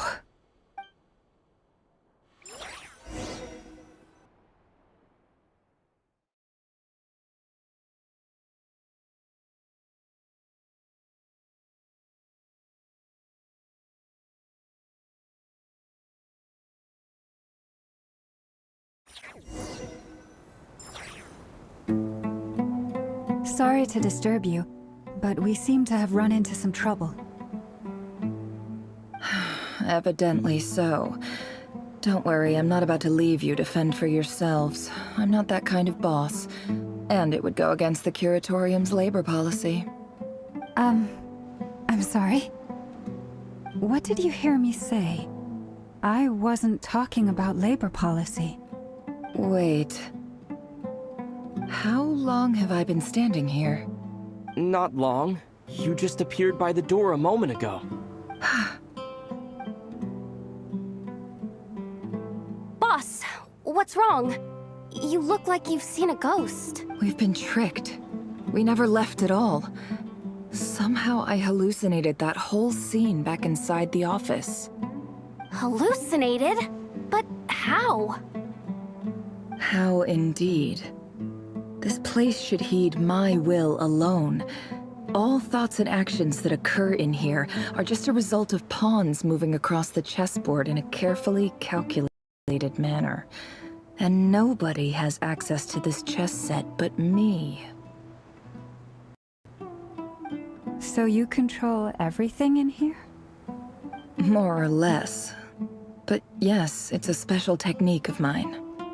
Has anything like this ever happened before? Only once. It was the first time I used the chess set. Is there any similarity between what happened then and what's happening now? I suppose my thoughts are a little turbulent, which was also the case my first time. Is there anything I can do to help? The first clause of your contract clearly states that I only need your help with things that I'm too lazy to do myself. Meaning, you're not feeling lazy right now? Meaning, this is not something Yehoda can help with. The chess set is a personal treasure that I alone understand. I must be the one to find our way out of here. Boss, it's fine. Really. Let me do something useful. Oh, listen to you. Whatever would I do without you, Yehoda? What? Really? Yes, really. Where would I ever find another employee as obedient and servile as you? God forbid anything ever happens to you. Oh, okay. Well, anyway, I was thinking of fetching some water. There's gotta be a source around here somewhere. I suggest everyone finds someplace comfortable to take a rest. We gotta conserve our energy. Even though all this chess malarkey doesn't exist in a physical sense, mentally speaking, it's all real. And so is our tiredness and fatigue. You don't want to dismiss mental fatigue. Just because it isn't physical doesn't mean it's any less serious. But anyway, I got your backs, so don't worry about a thing. Don't I have the best employees? Jealous much? If we can find a suitable time, I'd love to borrow Yehoda for a day to help out at the Frostmoon Scions. Would you... Oh, Lauma. Have I ever told you just how pretty you are? Beauty runs from the tips of your antlers to the depths of your imagination. Time to rally, everyone. Follow me. As we continue our journey, the same rules will apply. That means stay focused and no talking no matter what we encounter. And don't disturb the chess pieces. You have my word that I will get us all out of here.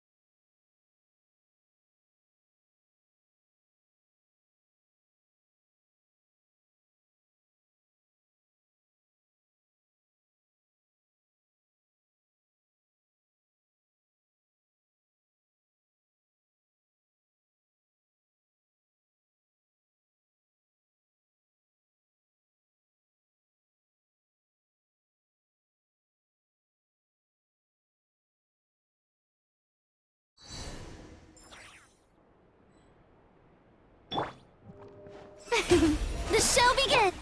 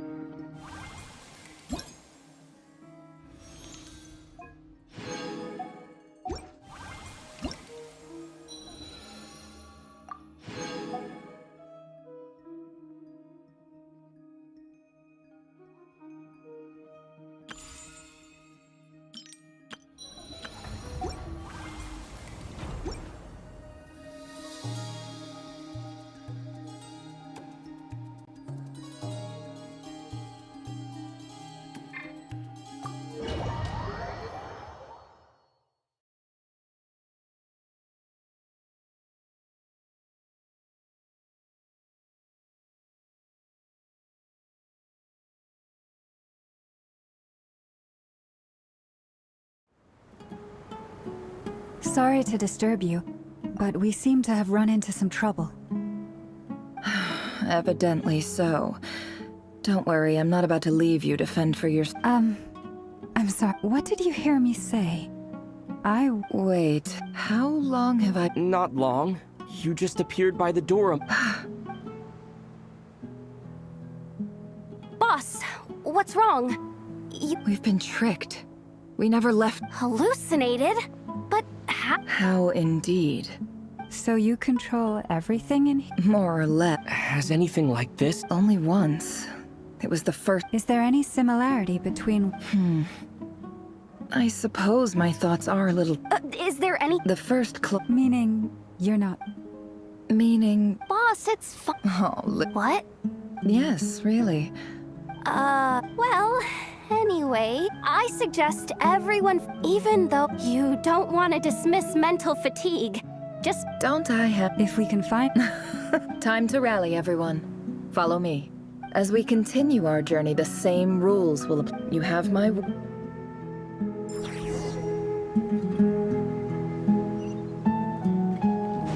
Can't hide the truth. It all adds up.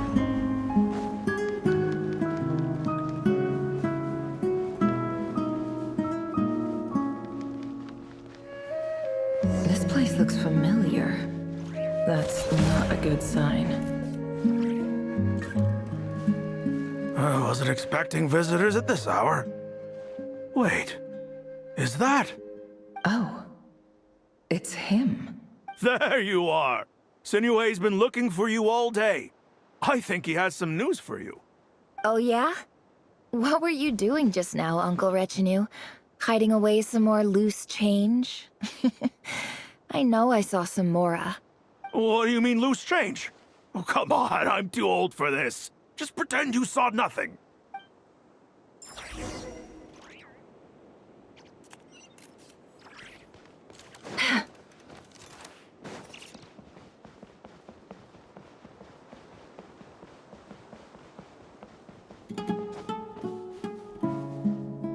Hey, kid.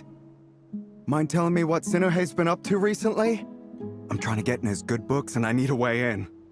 Get in his good books? Why? What do you want with my dad, Uncle Apepi? I've written a new song. I was hoping to showcase it at the next festival, but I'll need his approval. A new song, huh? I'd love to stay and listen, but unfortunately, Uncle Retinue says my dad's looking for me. Well, there's plenty of time and I'm not going anywhere. See that pile of stones? I'll be sitting there warming up my vocal cords. Come find me when you're... Pile of stones. Got it.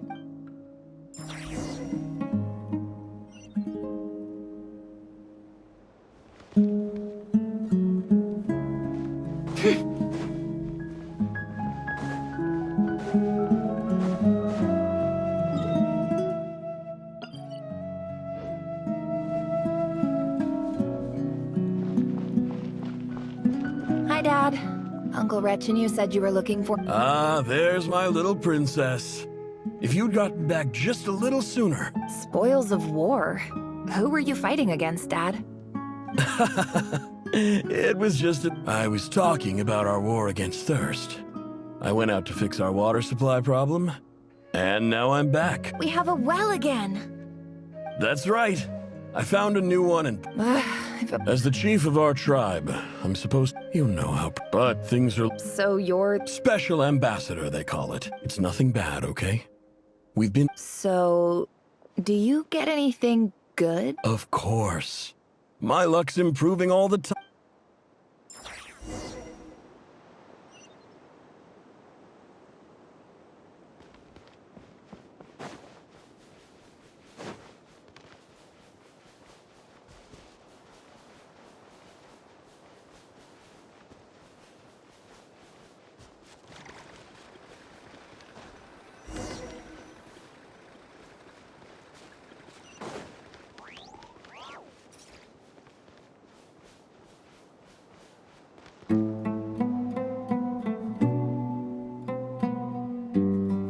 That's our well, and you know it! You stole from us! Well, you've gone from chief to... Did you really think you could take our water without permission and get away with it? You're either brave, stupid, or both. And that Special Ambassador Act? Yeah, nice try! We spoke to the academia. They said it was all news to them. You're a liar and a cheat!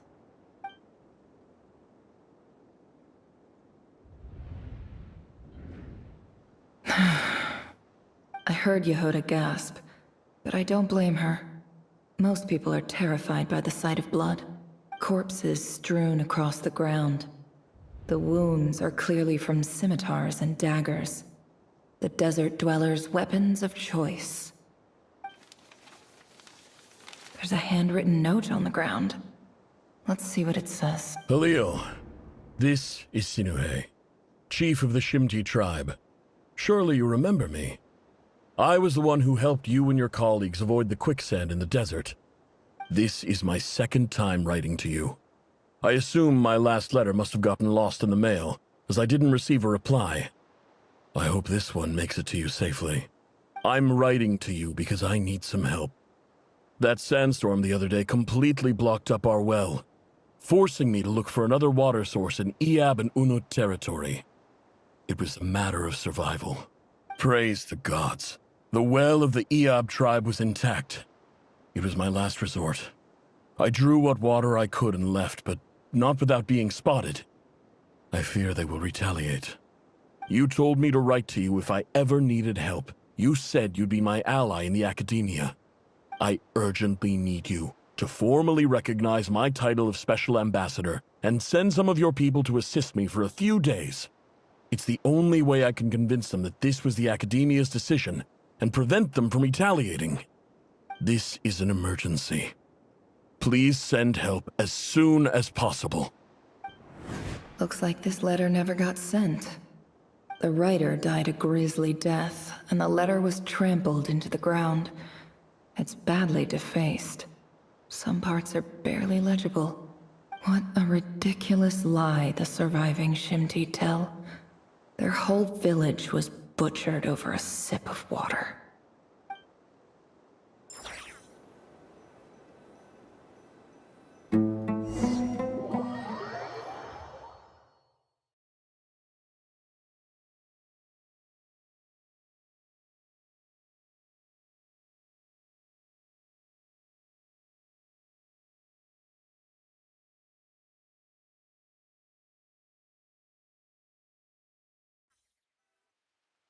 Ah, officer. Welcome. Welcome to our humble village. I thought you would at least have the courtesy to provide some respectable libations. This is the finest wine our village has to offer. I promise.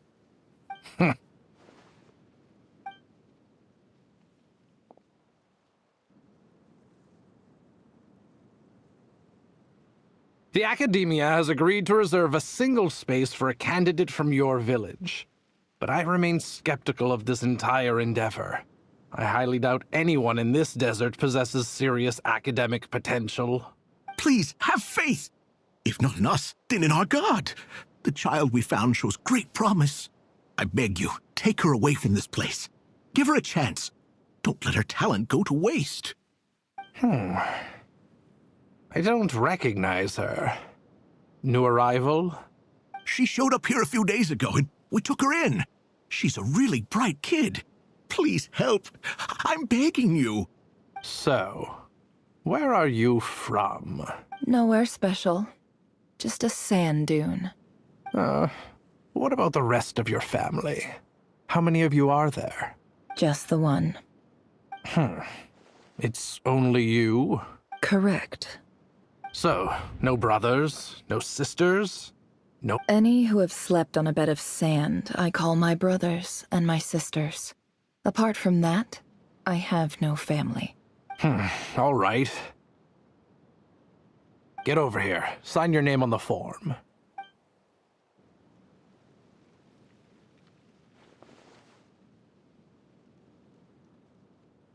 Never? You're rather fair-skinned for a desert dweller.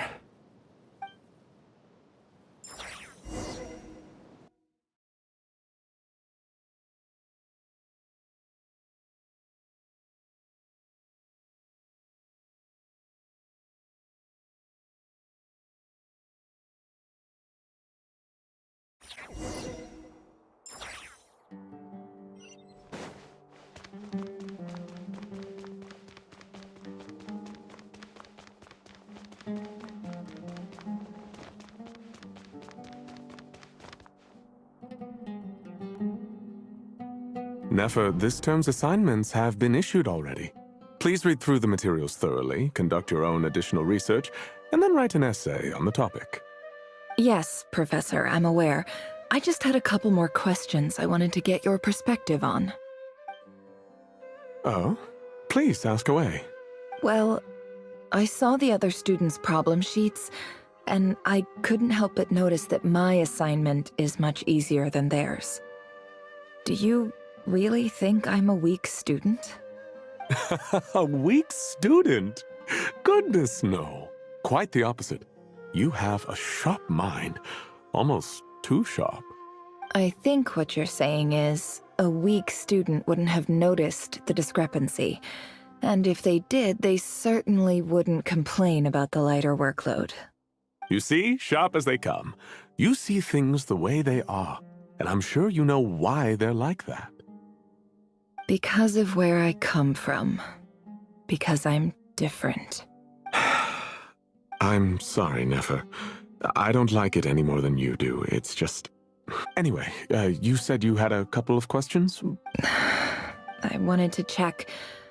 If someone sent me a letter to the academia, where do I go to collect it? Ah, your family wrote to you. Well, as long as they put your name on the envelope, someone should hand it right to you. Not exactly. It's not even a recent letter. I was just curious where the mail would end up if no one collects it. The House of Dana, I expect. I know there's a box for unclaimed mail somewhere in there, probably sitting on a shelf. Whatever you're looking for, that'd be the place to start. Okay, got it. Thank you, Professor. Oh, don't mention it. Honestly, I feel like I failed you. I'm supposed to be your teacher, but I haven't taught you anything. Hey, don't say that. You're a great teacher, and you do your best for all your students. But the rules are the rules. You're not allowed to teach students like me. It's not just the academia either. The whole world bends over backwards for the successful and leaves the losers to suffer and die. Oh, my dear child. Don't tell me you've given up on life already. I haven't. I just think that if you want to make it in this world, you have to find a way to become successful.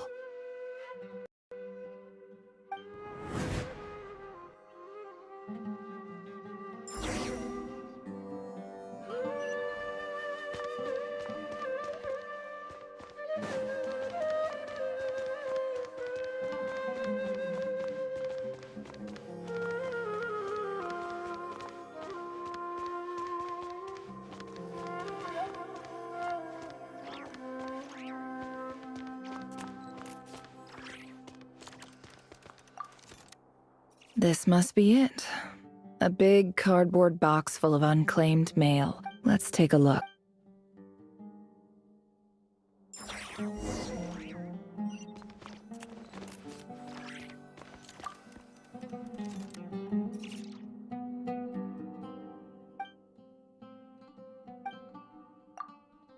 A dilapidation survey from Port... This one.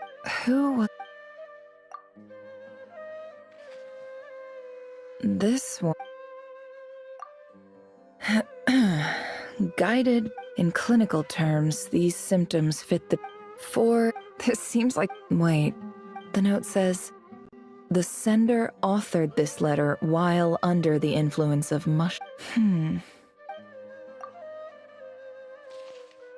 This next one is addressed to...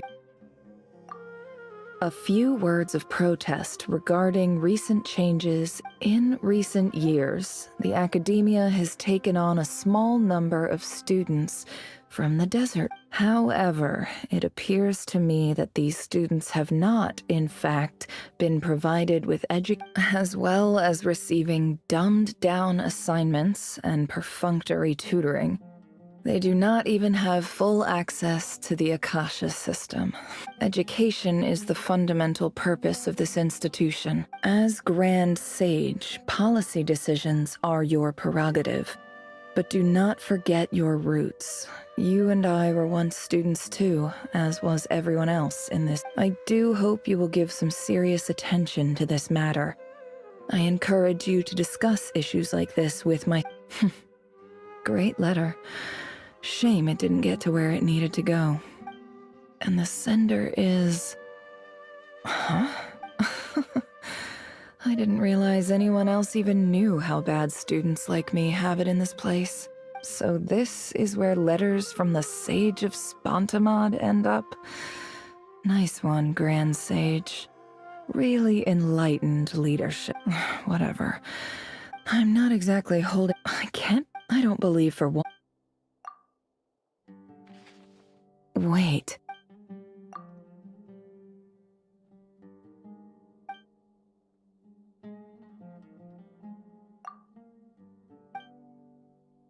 Greetings, Halil. My name is Sinuhe, chief of the Shimti tribe. I was the one who came to you and your colleague's aid when you ran into trouble in the Great Red Sand. I don't know how well you remember it now, but I brought you to safety and gave you some water and other supplies. You seemed very pleased and told me your name. In my tribe, learning a person's true name is serious business, and I therefore see you all as friends. The Shimti tribe lives a harsh This brings me to my reason for writing. Our tribe has fallen on particularly hard times, and I would like... There was a terrible sandstorm a few days ago, which blocked up the well in our land. The Eob and Unut are descended. I found a well belonging to the Eob tribe. They declined. When we met, you assured me that you would be my ally. That aside, the last time you were here, you mentioned that the academia had started accepting students from the desert, and I told you a little about my daughter.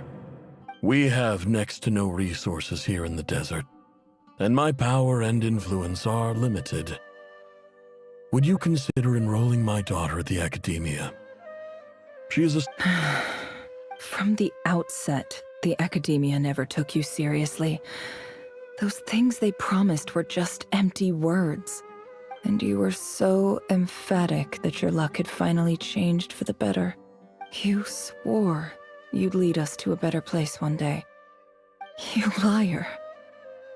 You lied about everything. And who fell for it? Just me, by the looks of it. Which makes you a pathetic. I think I'll take over from here. Let me show you how it's done.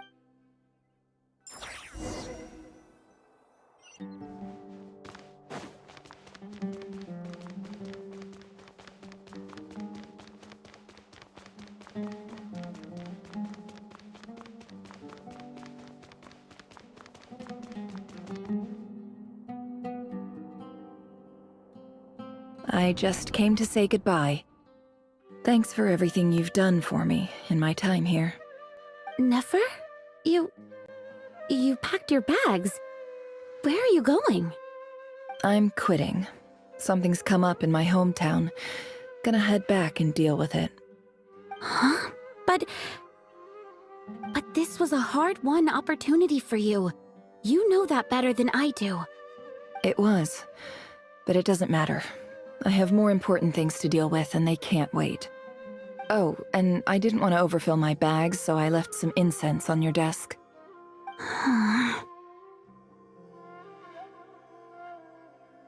What's wrong?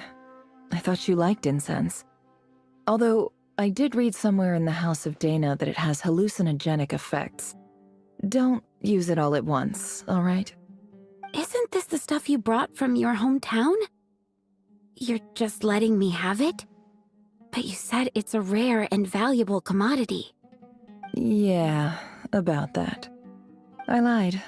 It's not rare at all. There's this bunch of ruins near my hometown that are practically overgrown with this plant. It's not worth much. Keep it. But never. All right, that's all from me.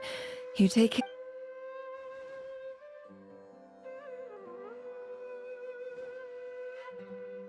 Don't forget me, okay? I mean, we're more than just classmates, right? We're friends.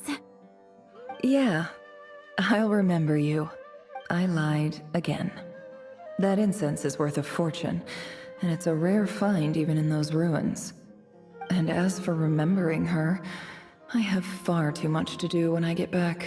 No time to reminisce. I'll be lucky if I even make it through this alive. But either way, I expect I'll forget you pretty quickly.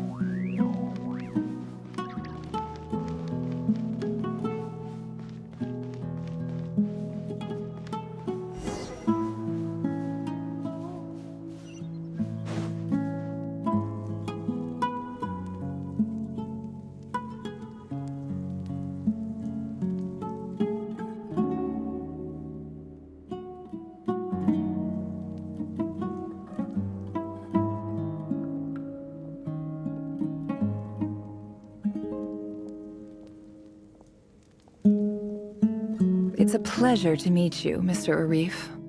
So, what does the Academia want? Since they've sent their special ambassador, I assume there's a big business deal to be made. If not, I'd be very disappointed. Please, sir, lower your blade. You're lucky I'm the one they sent. Not all special ambassadors share my admiration for the Iab people. The ever-shifting balance of... So... This well is the You're not wrong. But I'm sure you didn't come all this way. Of course not. Records uncovered by the Vahumana Darshan show that a certain well currently under Iab control is built on top of some ancient ruins. These ruins are of great archaeological interest. I checked the map carefully on my way over here, and I'm confident that this is the well in question. The Academia is offering 50 million mora in return for excavation rights. 50 million? No, wait. If these ruins are as important as you say, 50 million's a little low, don't you think? Don't get greedy, Iab. We know far more than you think. We know that you seized this well by force. Wasn't that the first step in your rise to power? To drive away the Unut and steal their water supply? So what if it was?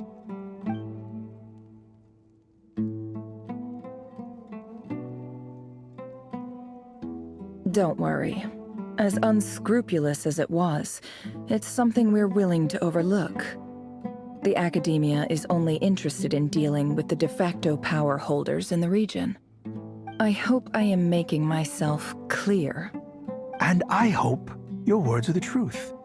If I find out the Academia is trying to play me, I'll hunt down every one of your people and make you watch as I cut their heads off one by one. You see how I'm dressed, don't you? I appreciate that you've never been to the rainforest, but surely even you recognize an ambassador's attire when you see. And what does a barbarian like you have to lose anyway? All right, I take your point. The Academia is the highest authority in the land. I'm sure you're trustworthy people. In that case, we have a deal. We will sell you the excavation rights. I'd like to thank you, Ambassador. This is good news indeed. Gladly. I am partial to wine myself, and I trust you are as well. So let's indulge in a few drinks together.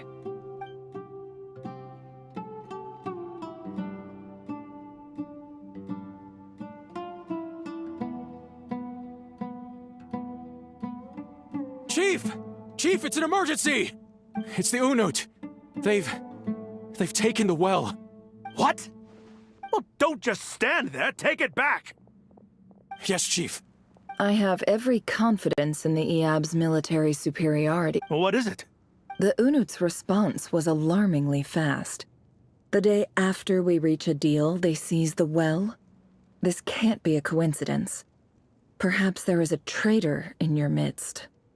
I don't think so. I am obliged to remind you, Chief, that the Academia will only deal with the de facto power holders. If you cannot regain control over the well, I'm afraid you won't see a single mora of that 50 million. No! Please, Ambassador, just give me some time. I swear the Unut will not get away with this. That well is ours, and so is the mora. Glad to hear it. I will wait here for an update. If there is a traitor, I will find them. In the meantime, make yourself at home. Wow. All it took was a few words and... So, in summary, Ambassador, the Academia would rather negotiate with our tribe instead of the Eab, yes? The Eab are ruthless murderers who don't listen to reason. And now they have the gall to interfere in our research projects in the desert region. So let me ask you, Chief, if you were the Academia, what would you— Kill them all, of course. Precisely. The Academia does not tolerate those who stand in our way. The Eab have held back our academic pursuits for too long, and our patience is wearing thin. At the same time, there is simply no way that the Academia can be seen to be intervening in desert affairs. We have our own rules out here. Right. We can't confront them ourselves, but we can support their enemies. The Unut have always had strained relations with the Eab. Natural allies. Weren't the Eab your allies once? You were quick to send them after us to protect your interests back when we stole that water. Let me be clear. The Academia wishes to collaborate with the legally recognized rulers of the desert in this matter. We are asking for excavation rights to that well, and our offer is 50 million mora. Say no more. Good. Then I suggest you get to work. Get us access. You see, Dad?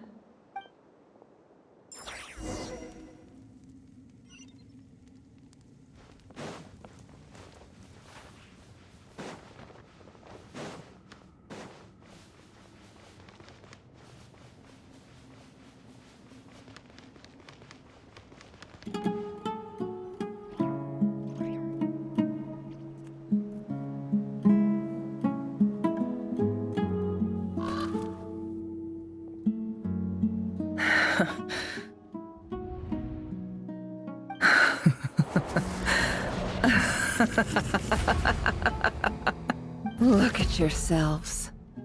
The monsters who destroyed my home, they're just ordinary I think maybe Oh, Sinuhe, my gullible fool of a father. Perhaps if you'd been as ruthless as I was today, But you couldn't do what had to be done. So... Nefer, it's okay. All of this is in the past. I believe I remember you promising to remain silent. Yeah, but even so... Yehoda, is there anything you can do to ease the tension? Alright, time for a sharp turn onto a completely different topic. So, anyway, that's enough of that. When are we getting out of this place? Feels like we've been walking forever. I'm getting pretty tired. Oh, Alma, you tired? Yes. If we can find somewhere to sit down, I could certainly do with a rest. It's not far now. There should be a temple just up ahead. Yes. Really? I guess that's how things go in the desert. Desert dwellers can never escape their destiny. You mentioned a temple. My biggest... Ah. I didn't know you were clued up. I'm no expert in the history of Sumeru. Sounds impressive. Oh, I know who you mean. That's Boss Neff for ya. She knows. Sino's hardly a figure of obscurity. But I know about Sethos, too. What about him? Is he a big deal or something? Well, he's not a small deal, let's put it that way. Please, this is the bare-bone basics. Thanks for your patience, everyone. I'm sure it's been a lot.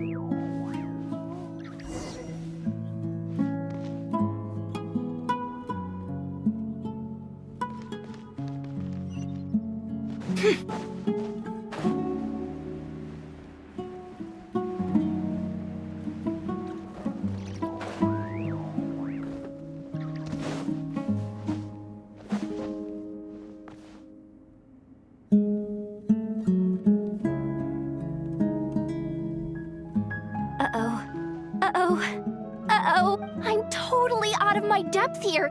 I don't have anything to add about any of this stuff. Like, look at that statue, for instance. I want to do the whole name-dropping, this girl knows her stuff thing too, but... A statue with the head of a bird. That's Thoth, the Ibis King, one of the 7 pillars of King Deshret. The legends say that he, the Crocodile King, and the Goat King were the 3 retainers of King Deshret. Let's take a look.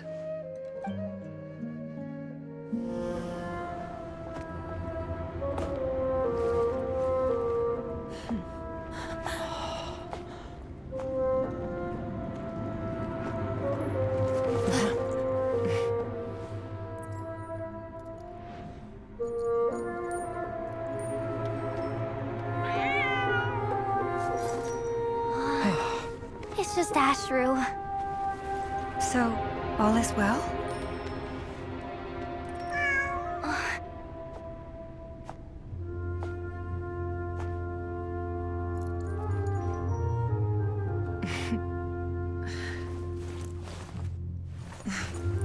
Typically speaking, at this point, the world disintegrates. Then we find ourselves back in the outside world. Besides, these are my memories. There's nothing to fear. You're sure? Of course. It's almost over.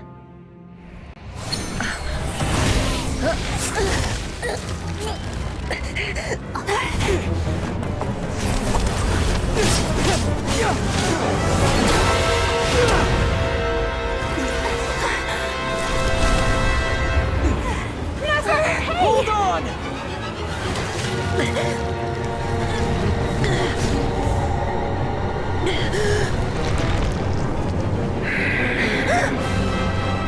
Knowing too much is always a death sentence. Speak for yourself.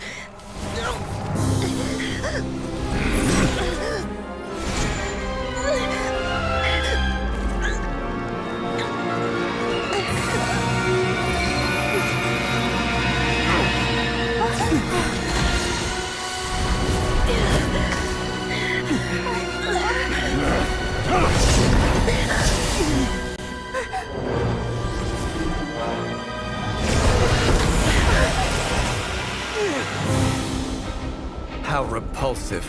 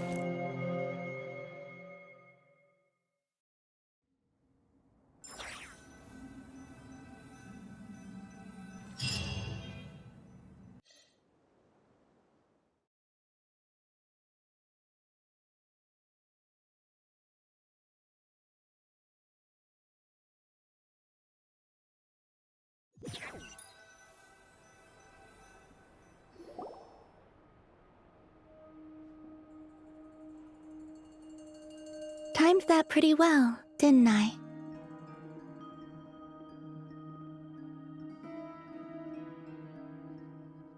It's okay. I'm just glad no one was hurt. Paimon noticed you doing something too, Dainsleif. Were you helping get them out? Of course. When I asked Nefer to conduct this investigation, I was not naive to the dangers involved.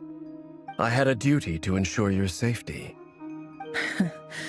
Good to know your sense of justice is still intact after all these years.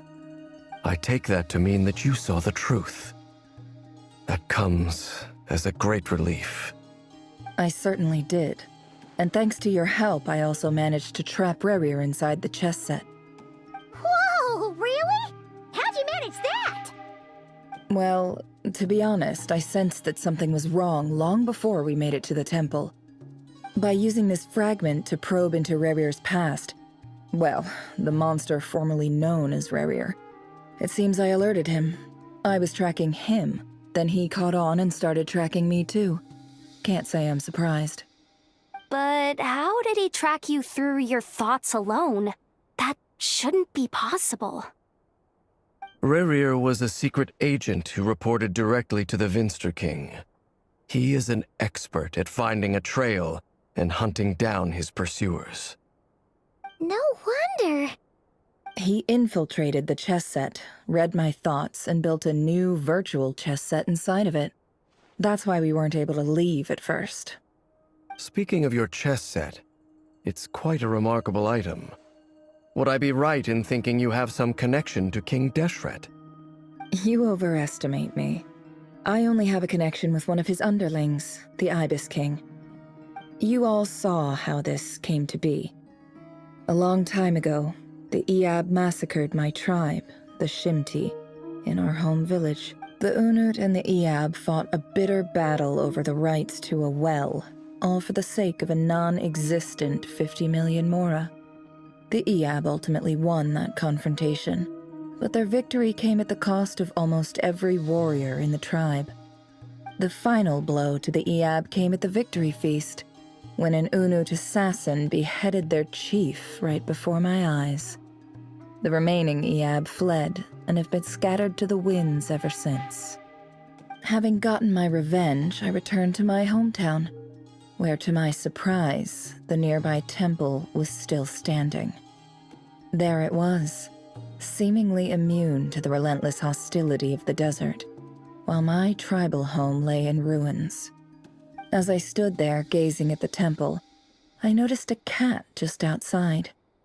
This cat, as it turned out, was home to the spirit of the Ibis King. He led me to a gate deep inside the temple, and there he made a deal with me. This chess set is my gift from the Ibis King. The chessboard within is made to the same specifications as the one in the mausoleum of King Deshret, and represents his power of piercing analysis. With this chessboard in its container, I gained a certain ability to perceive hidden secrets. Now, you could conclude that the Ibis King simply wanted to give the people of this world the power to seek the truth, but I don't believe that's the full story. Every god plays favorites. Their hearts are as fickle as any human's, full of secrets, perversions, egotistical tendencies. But precious few gods are willing to admit this. It is the same with all powerful forces, including fate itself. Their gaze falls preferentially upon a select few. As you rightly point out, this is an act of favoritism. If you're alluding to the Abyss, then yes, I agree. Gather the others. It's time to share everything I've learned.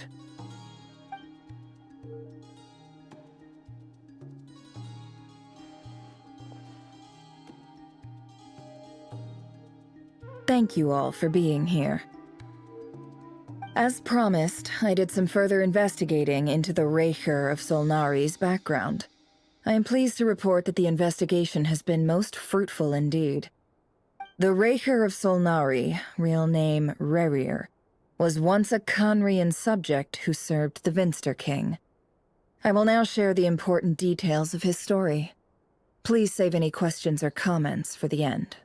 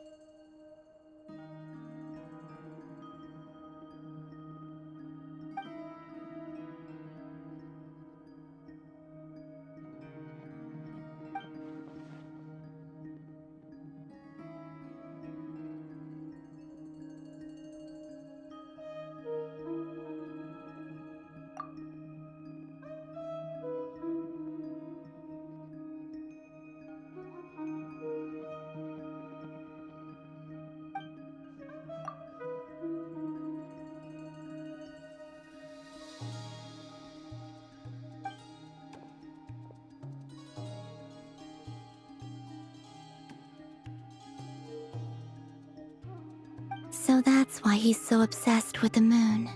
A tragic tale, to be sure. But it does not excuse his many transgressions. No matter how much Rerir suffered in the past, the fact remains that he is what we know today as the Wild Hunt, wreaking havoc upon innocent lives in Krai. He becomes more dangerous with each passing day. If left unchecked, it is simply a matter of time before all of Teyvat suffers the consequences. This is a threat that the Knights of Favonius cannot ignore. A question for Miss Columbina. Forgive me if this is presumptuous, but have you ever seen the spatial gateway that appeared in Rerir's memory? Never. But I have heard stories of something called the Moon Gate, and this seems to fit the description. Miss Lama, any thoughts on this? In the lore of the Frost Moon Scions, the moon is believed to hold many secrets. Some sources speak of ancient knowledge, others of a gateway to the unknown. The term Moon Gate is one I have heard before, but as is the case with all of our legends, there are no records of any first-hand witnesses. We cannot know whether it truly exists. Then back to Miss Columbina. As a moon goddess yourself, do you have some idea of where the Moon Gate leads to? Not at this stage, sorry. I do hold the power of the Frost Moon, and my strength is recovering well. I can sense that the gate would open at my command, but... But there's more to the power of the Frost Moon than that? Yes. A moon goddess has the right to open the Moon Gate, since it is a path to the moon. But as never mentioned, holding open a spatial gateway takes a huge amount of power. And right now, I need to conserve my energy to fight the Raker of Solnari. I'm afraid this is one mystery we may have to leave unsolved for now. I agree. Better to save your strength. But if you'll humor me for a moment, I have a bold conjecture of my own regarding the world beyond the gateway. I highly suspect that neither Tholindis nor Rerir made it through unscathed. The evidence pointing to this is the fact that the Raker of Solnari exists in the form of countless fragments. With the abyssal power he wields, no ordinary foe can touch him, let alone tear him to shreds. And yet, the Wild Hunt proliferates wherever his scattered fragments lie, drawing hordes of monsters to many different locations across the land. So your theory is that Rerir was physically torn to shreds by some powerful force? Hence, why the Wild Hunt is a distributed phenomenon, rather than a unified one? Makes sense to me. Explains why the Wild Hunt is so pervasive, and why he's been trying to piece himself back together. He was whole to begin with, and he wants to be whole again. Without the power of the Abyss on his side, he almost certainly would have perished the moment he was torn apart. But the Abyss, much like a curse, has kept him alive. I could not agree more. The power of the Abyss is most surely a curse. It is a compelling explanation, and one that accords with my present understanding of Abyss creatures. Whether the life form in question is primitive or advanced, if a curse has extended its lifespan unnaturally, it will continue to survive in spite of everything. This raises some interesting questions. I will run some experiments and see if there is any validity to my suspicions. That being said, regardless of whether my research bears fruit, I would like to thank Miss Nefer for conducting such a thorough investigation. Already, it has greatly enriched my understanding of the entity we face. My pleasure, Mr. Albedo. I too hope that the information I have shared today proves useful as we look to formulate the next stage of our plan. Hey! What is it, Dainsleif? You look really upset! It's just... when I think of the man I once knew as Rerir, I struggle to understand why things had to turn out like this. The two of you used to be friends, didn't you? I don't know if these words will bring any comfort, but my heart goes out to you. Mine too. We could never know all the hows and whys of the way things are. The moon and stars are full of untold secrets and lies, and the skies are host to many more mysteries than these alone. Yet...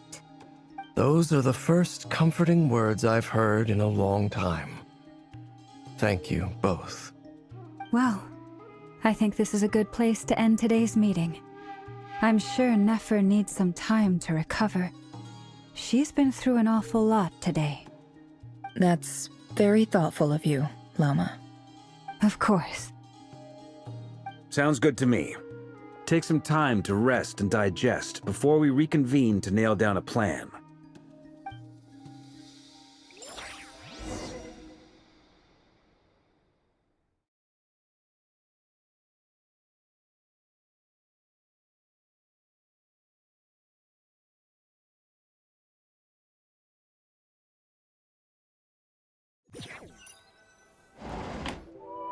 Hey, is this a bad time? Hope I didn't kill the conversation. No need. Come on, let's talk outside.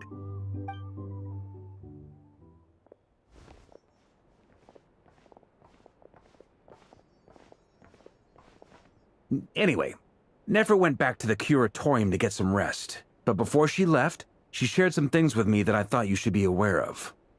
Firstly, although she managed to trap the Raker of Solnari inside her chess set, there's no guarantee that the power of the Ibis King is any match for one of the five sinners. Their powers are beyond our comprehension. It's only a matter of time before he finds a way to break out. We have to come up with a plan and take care of him before that happens. Honestly, my mom figured that might be the case. So, how long have we got? Well, I asked her that same question. She talked for a long time, but for the most part, it seemed like she was trying to convince me how precious her chess set is. What a long and storied history it has. It felt like some kind of sales pitch, you know? The kind where you end up handing over Mora against your will? Anyway, after all that, she finally answered the question. 2 days, at most. 2 days? Holy moly! Can we even recruit enough help in that time? That remains to be seen. Which brings me to the second issue. Dainsleif is obviously conflicted about this whole thing. But given how little time we have, there's no way we can pull this off without his help. You have some history with him, right? Do you think maybe you could talk to him for us? Great. I appreciate it. All right, on to item 3. So, Albedo, Durin, and I put our heads together and came up with a plan. Can't promise it's gonna work yet, but at least it's a start. We figured we'd bounce the idea off you first. We'll explore it further once everyone's recovered. Oh, Paimon's dying to hear this. All right, so here's what we're thinking.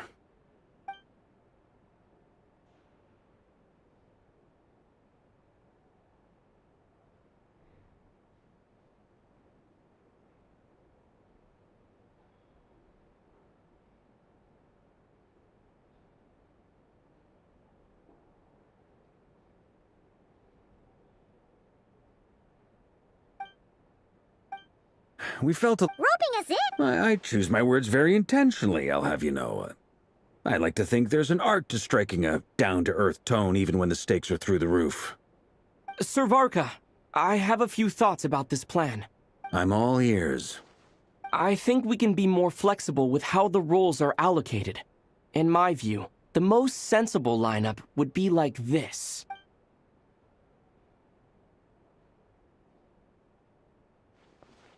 I see your point, yeah. But if that's how we're going to approach this, you'd better make sure you're ready. To be clear, I don't doubt your abilities. Far from it. I just want to make sure. Are you really willing to take all this on? I want to do everything within my power. The Rahier of Solnar... Well, that tracks with what I've heard. Jean's mentioned in her letters that you're so diligent it's almost abnormal. As in, most people weigh up the risks and rewards in situations like this. But you seem to just march towards danger without a moment's hesitation. Of course, everyone appreciates a fearless pioneer. But all that aside, I'm the Grand Master of the Knights of Favonius, and you're our honorary knight. I want to make sure your courage doesn't come at the expense of your safety. Thank you, Sir Varka. I should be the one thanking you. It means a lot to have you on board. I'll give some serious thought to your suggestions.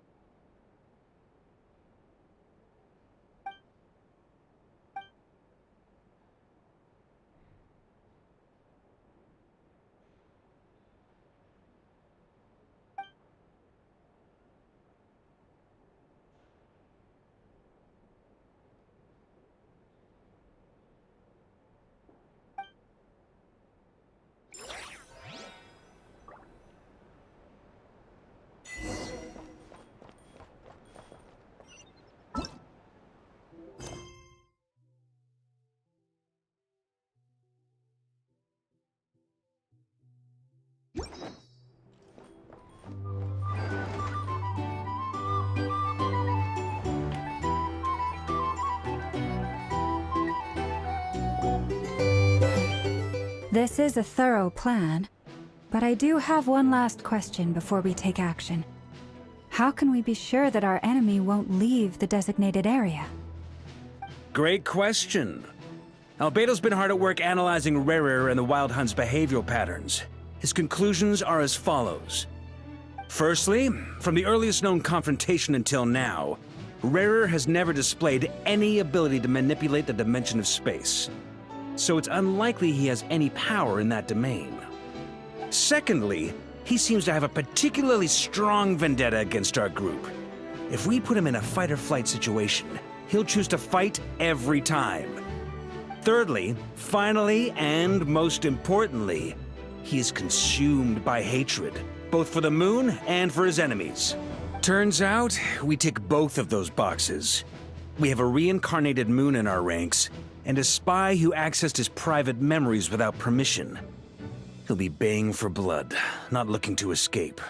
As someone who's had their fair share of interactions with the Wild Hunt, those all seem like valid observations to me.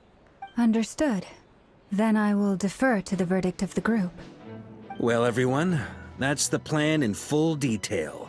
Albedo and Durin are carrying out their part as we speak. Plan approved. Scheduling. Okay, any firepower you need, I got you covered. Let's light this baby up. The Frost Moon Scions are behind you as well. And the rest of you?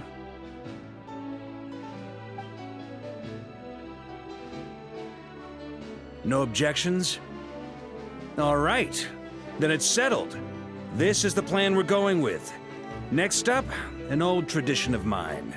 Anyone who wants to back out, now's your chance. Wait, we can still back out of this? Everyone says things they regret, right? I don't want anyone feeling trapped because their mouth said yes before their brain had time to think things through. A very people-first approach. I hear that's common practice in the Knights of Favonius. Heh. Who'd you hear it from? D-Luke? Shh. We don't use people's real names at work. This contact will be known only as Owl, please and thank you. This plan can only work if everyone does their part. Flint's and I will absolutely support it. We shall indeed. You'll be glad you accepted our help. Also, you are the last person I expected to see here, Miss Dory. It's not often I get called Dory in a work context. My peers usually call me Lord Sangama Bay. So, the longer your name, the higher your net worth. Is that the idea here? In that case, Mr. Flint's here must be worth a fortune.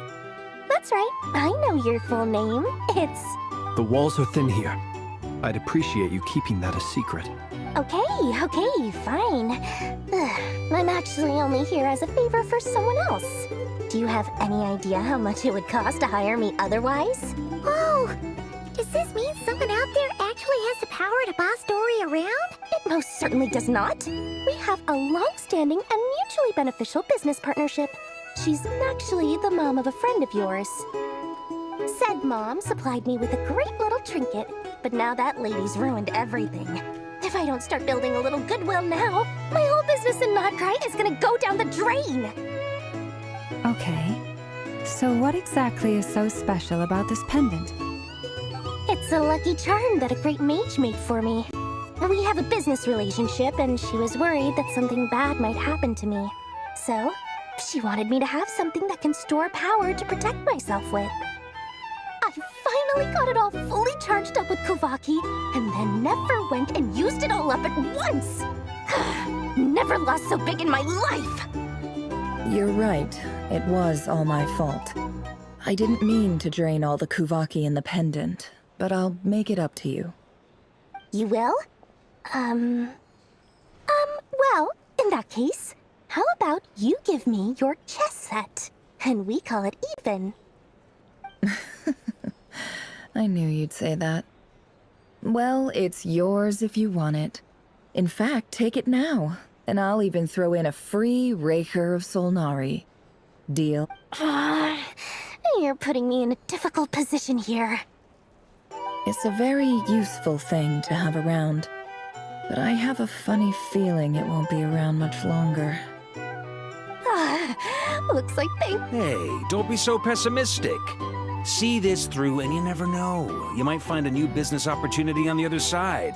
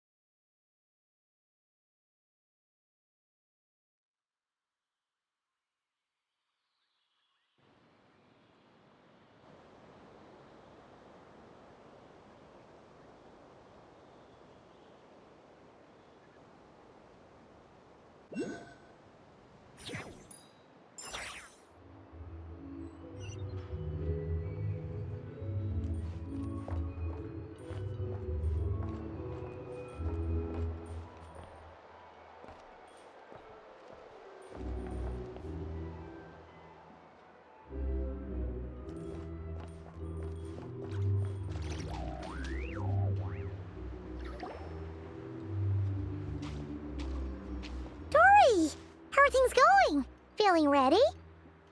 Oh, I was born ready. We only have 2 days. You think Lord Sangamabe would let an opportunity like this slip by? Don't forget, when something's in high demand, the people with the goods on hand get to charge the highest price of all, even higher than the sellers taking advance orders. Ta-da! See? It's right here! Ah, it's so pretty! Did you make it? No, I have a supplier. We go way back, so he made me a very attractive offer. Aha! No wonder you were talking about Lucky Charms at the meeting. You've been getting Kave to make them for you. That's not the full story. It actually started a while back as a project between me and the Dendro Archon. Mage Alice once warned me that this world won't stay safe forever.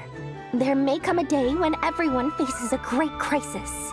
I passed this on to the Dendro Archon, and she secretly brought together a research team made up of Sumeru's top scholars to invent a technology that could keep people safe. I won't go into the details because it's all very complicated, but if you want to know more, you can ask the Dendro Archon about it sometime.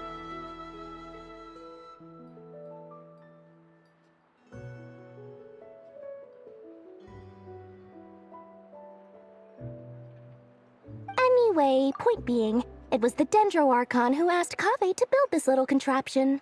As one of the top Kasharawar talents, he was the obvious choice. Took him long enough. He stressed over it for ages. Must have gone through at least a dozen designs before producing a final product. But that's Kave for you. Marak delivered it to me a couple of days ago, along with a letter from Kave. Could I ask why I'm sending this technology to you? And what's your proposed use case? Has it been approved by the relevant authorities?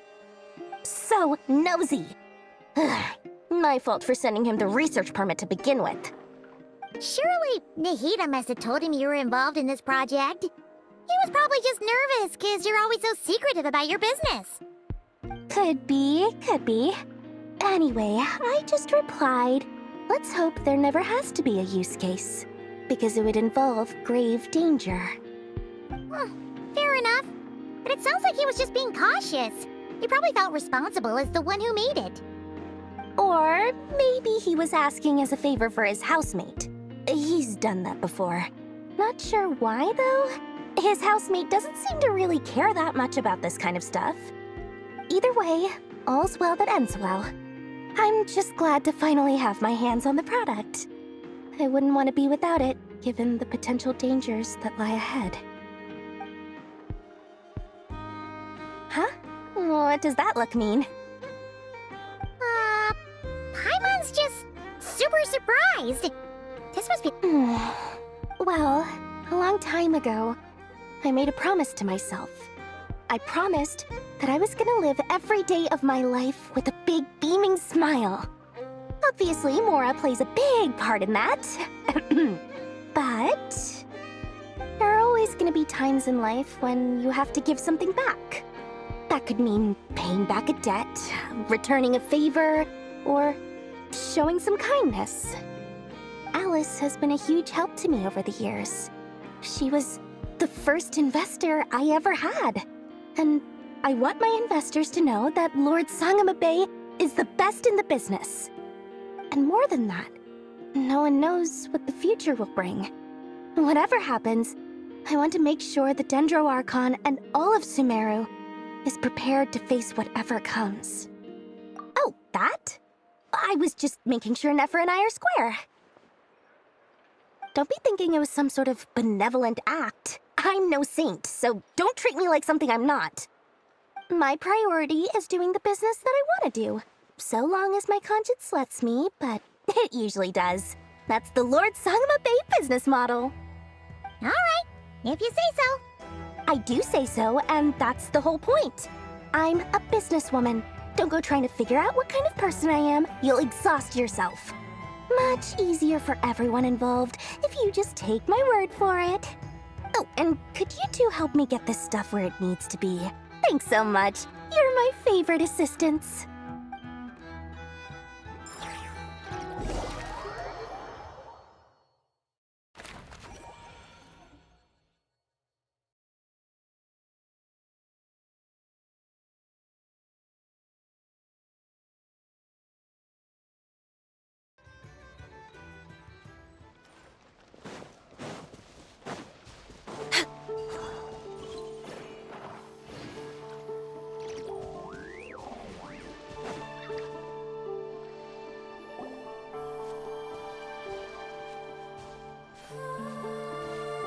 Traveler, Paimon, it's good to see you.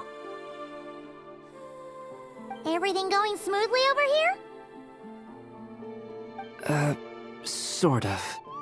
As you're probably aware, Varka, Durin, and I captured some abyssal creatures from the Wild Hunt. Per the plan, we dissected and analyzed some samples of these creatures. The process went very smoothly. The findings, however, come with some troubling implications. What? You can actually dissect the Wild Hunt? That depends on your definition of Wild Hunt and dissection. Harmless, lifeless. These words are accurate descriptions. The Wild Hunt is an interesting phenomenon. In and of itself, it doesn't seem to possess anything akin to a human personality. But taken as a collective, the medium through which the Wild Hunt is summoned does appear to have a soul. Master griped a lot about the wise Horoptotire, and seemed somewhat fascinated with the Faust Certology. But she barely mentioned Rerir at all. I don't think that was because of his lower social standing, though. Anyway, it's a pity. I should like to hear her thoughts on the nature of the lifeform he has become today. It's a strange mix. The furious energy of an abyssal being channeled through a fractured physical existence. A consequence of being torn apart by an unknown power. Perhaps the only explanation for his survival in this state is that he sacrificed a degree of individuality in exchange for a continued existence. Oh, sorry. Once I get talking about interesting research, I have a tendency to go on indefinitely. Back to our research findings. Essentially, they confirm my hypothesis. Rerir's corpse is completely contaminated by the Abyss, and the effects are irreversible. You could think of this as Rerir in mutated form. But in my view, even that would be inaccurate. In reality, his whole being has been consumed by the Abyss. In other words, he is now nothing more than a manifestation of abyssal power. Unfortunately, at present, we have no means of completely eradicating abyssal power. Hence, we cannot fundamentally destroy the Reir of Solnari either. Oh, that's terrible news! So, that's it? We can't defeat him? Not even if we get the power of the Three Moons? Miss Columbina's situation is a difficult one. She can never achieve wholeness when the world does not accept her presence. It's as if her creator banished her to a place she can never be accepted. It means she spends most of her energy just on her own survival. Given the circumstances, it's only natural to despair. But we must see this plan through to the end. Time to kick off the backup plan. Oh, Paimon almost forgot! This is for you. Dory asked us to bring it. Ah, how wonderful. Well, thank you for making the trip. Durin and I will be heading off shortly. I'm sorry I won't be there to protect you in person this time. Please be careful.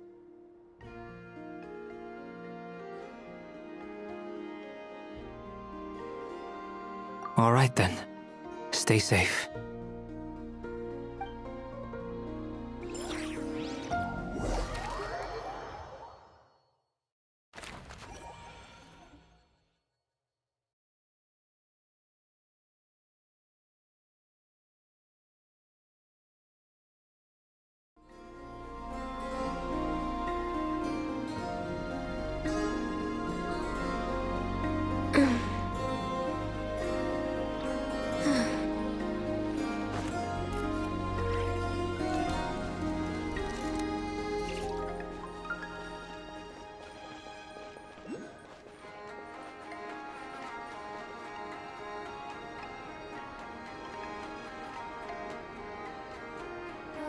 Miss Lauma, is everyone here? Yes. The fate of my flock is in your hands, Grand Master Varka. Please keep them safe. My lady, what are you saying? Within the next 24 hours, we will face the biggest crisis the world has ever seen. This is not a burden that we deserve to bear, but I believe that we reap what we sow in this life. So I intend to act. I must do what I think is right. For me, that means fighting for the future of Krai. This gentleman is the Grand Master of the Knights of Favonius, Varka, Knight of Boreas. In my absence, please follow his lead. Hey, everyone. Guess I should introduce myself. Well, to start with, I know my way around a battlefield. The biggest strengths are honesty and hard-workingness. Anyway, point is, I don't intend to let Lauma down. I'm gonna do everything in my power to keep every last one of you safe and sound.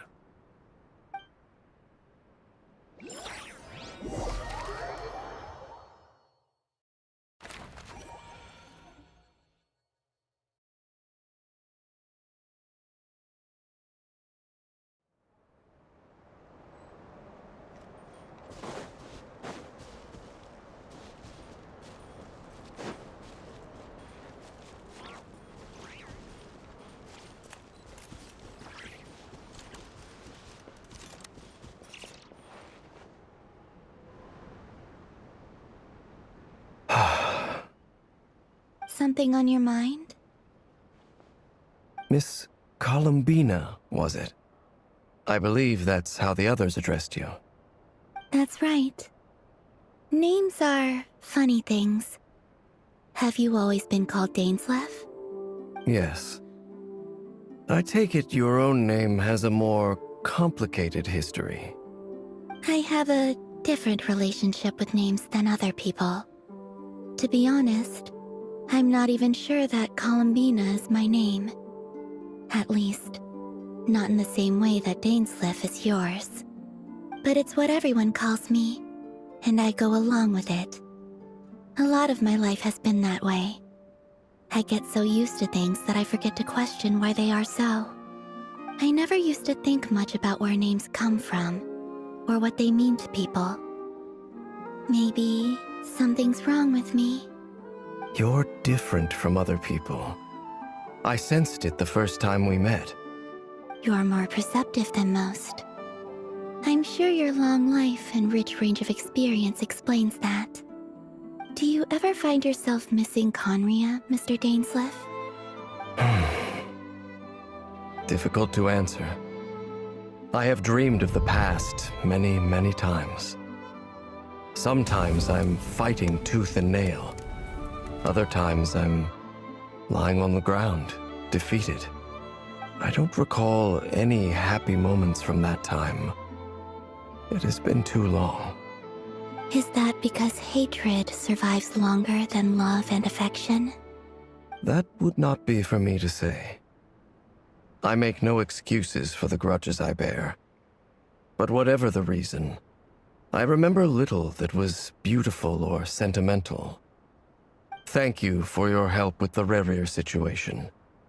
Without your efforts, I never could have learned the hidden truth of his story. You're welcome. I know he's your friend. Friend?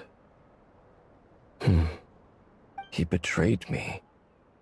And I never really understood what he was going through in life.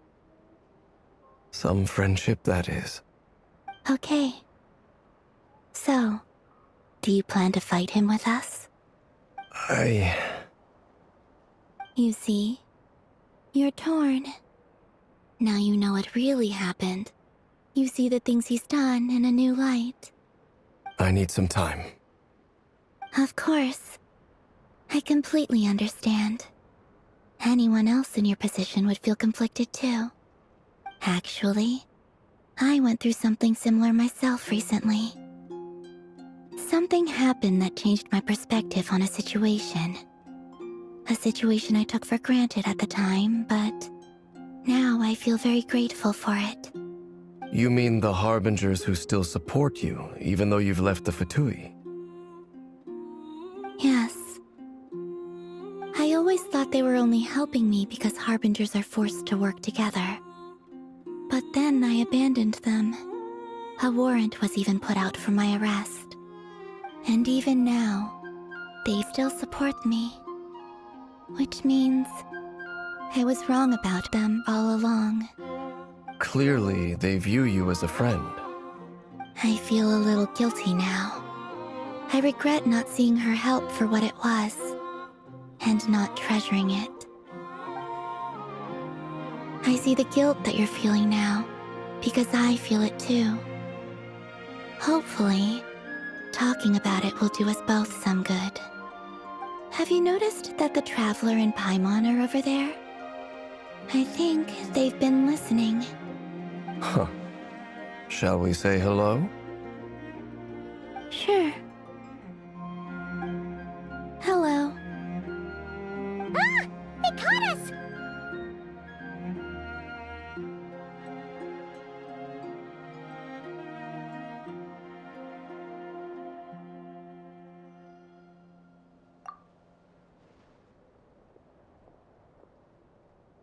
I apologize for making you worry. No doubt you wish to know where I stand on the plan to take down the Recher of Solnari. I'm afraid I need a little time, but I will seriously consider joining you. You will? Oh, thank you so much! Everyone will be so grateful to hear that! They needn't be. This was something that I was going to have to face up to eventually. That doesn't matter to them. They're grateful to you regardless. You can't control their gratitude, so just accept it. And then, have a think about whether you're willing to join us.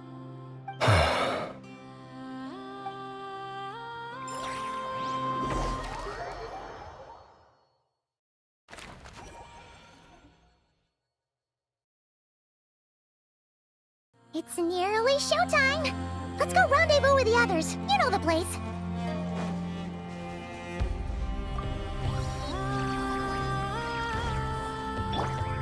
Try and stop me!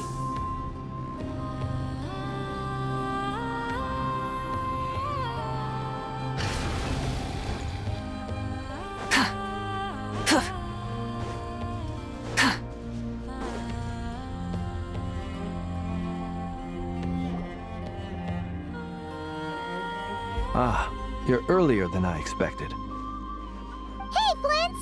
Been waiting here long? Not too long. I came a little early so I'd have some time to think. Are you nervous about the battle? Quite the opposite. I'm reminiscing on my past battles. When I was awakened by the Ratniki, I had not touched a weapon in many years. I felt like the battlefield was not where I belonged. But after waging war against the Wild Hunt for so long, I came to realize something. A life of absolute peace is simply not a possibility for me. My restless flame indicates that somewhere inside of me, there is a deep yearning to root out the evil in this world. Oh, that doesn't sound like such a bad thing.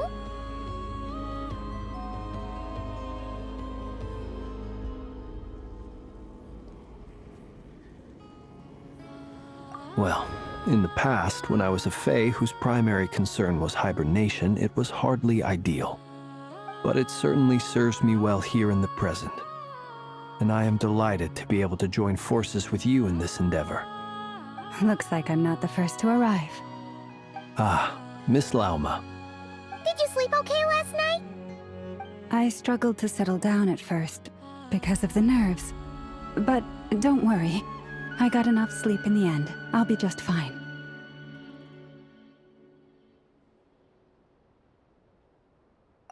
Please, I'm just doing my part. Never! Over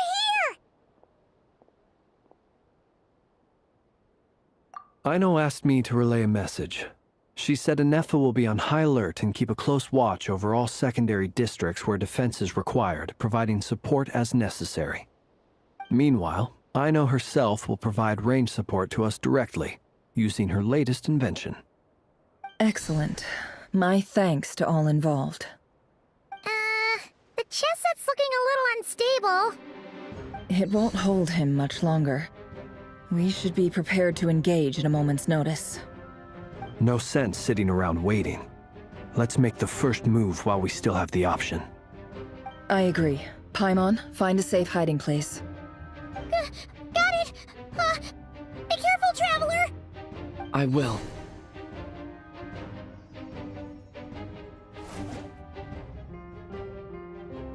Everyone, take your positions as soon as the battle starts. Every ounce of strength we have in our bones, let us bring to this fight. Ready? Let's go. I've seen all your futile ploys before. You have become the authors of your own demise. I wouldn't be so sure about that. You are merely a moment of sport before I tear down the moon.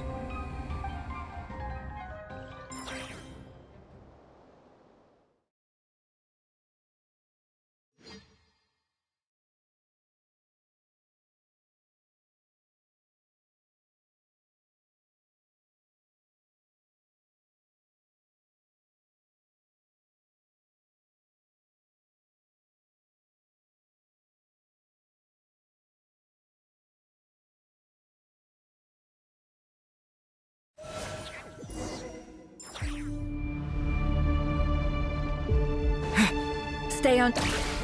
Let me help you guys. Eat this!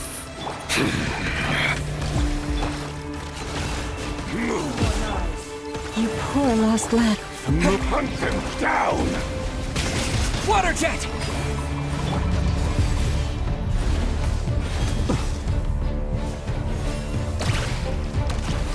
Observe. Futile! Night falls. Be silent. Steady now. Are you quite finished?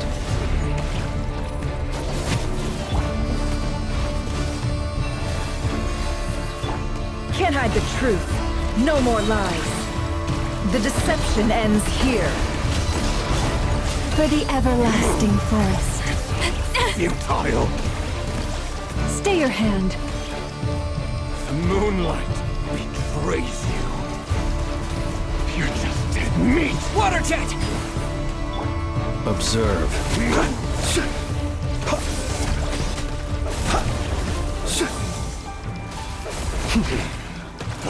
Hunt them down!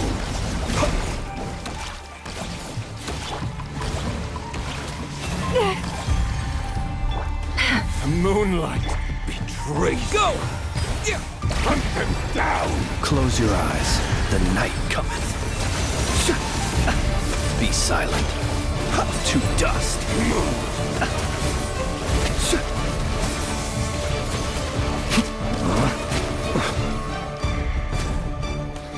The moonlight betrays you. Can't hide the truth. No more. Futile! The mystery unravels.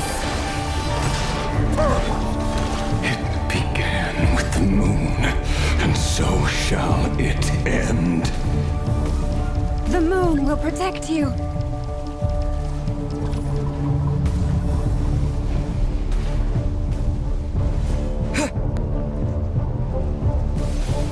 The moonlight betrays you.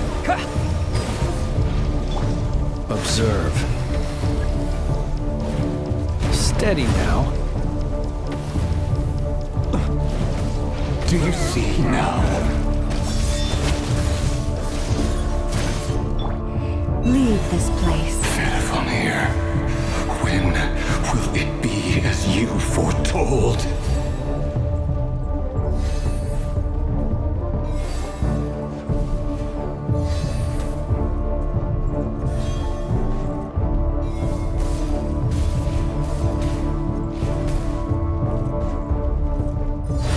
Observe. It's a grave situation.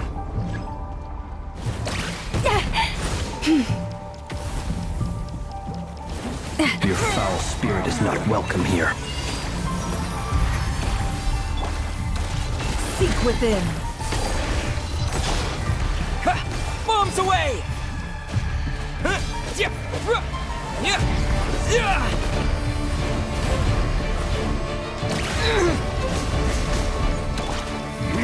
Beware the creatures of the night.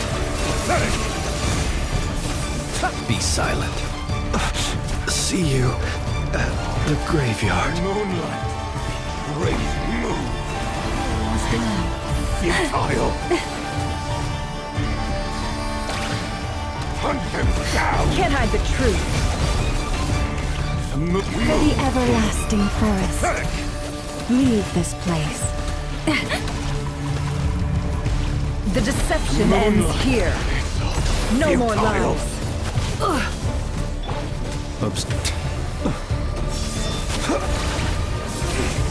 Pathetic. Night falls.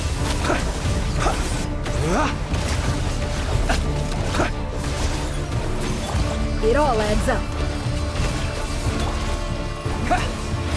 By the frost moon of old, you poor lost lamb.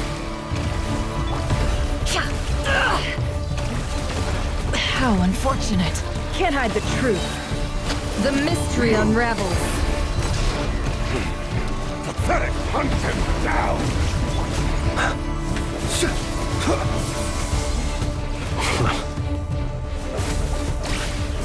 Be silent. Do you fear the dark?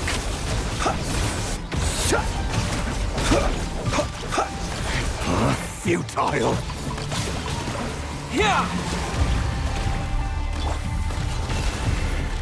Moonlight betrays you. Forest, protect us. Your little game of heroics is over. Who wants to go first?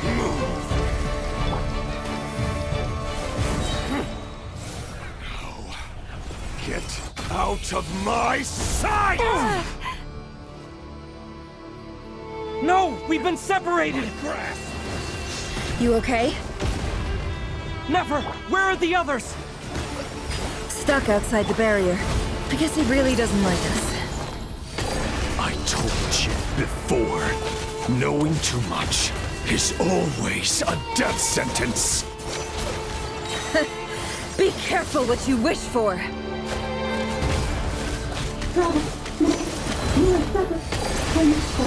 Lauma! Can you hear me? Hold on. Silence. The voices are gone. But at least I know they're still there. I need to focus. Stick to the plan. Remember my most important task. Just keep stalling him. If I can stall him for long enough, the moment will come. Go! Bombs away! It all adds up. Destroyed and reborn.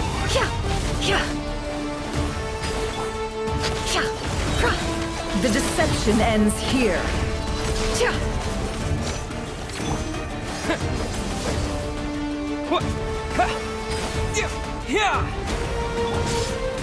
No more lies. Can't hide the truth.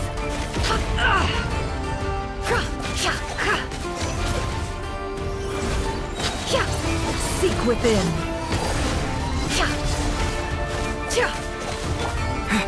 Water jet! Bombs away! No more lies. Absurd. It all adds up.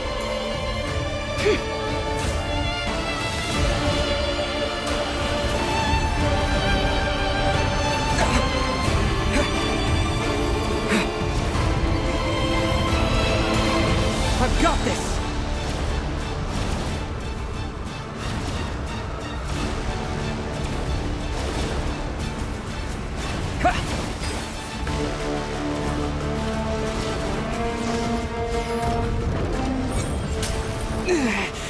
The shield's broken. I can't keep this up. Don't push your luck.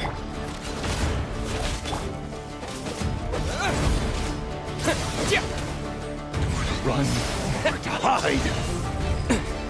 Go! Can't hide the truth. No. Can't hide the truth. Wipe out!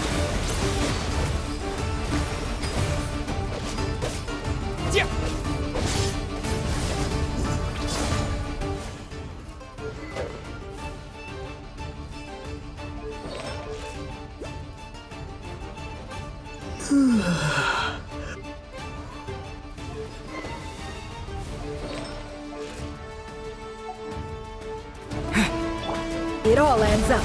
The mystery unravels. Yeah. Yeah. What? Yeah.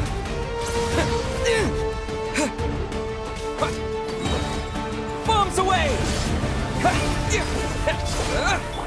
Can't hide the truth. Seek within. No more lies.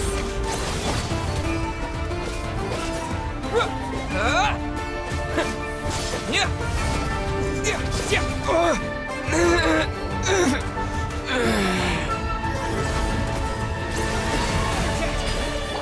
Can't hide the truth. The deception ends here. It all adds up.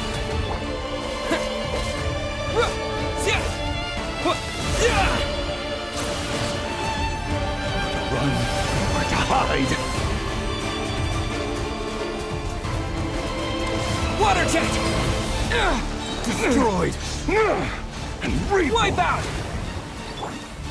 No more lies. Seek within. It all adds up.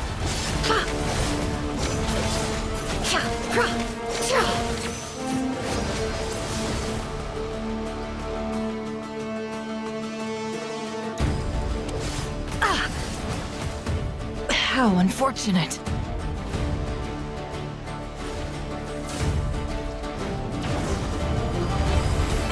Shameless.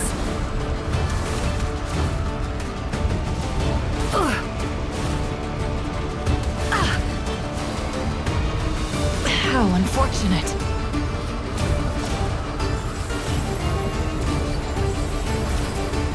Curses. There's no other way.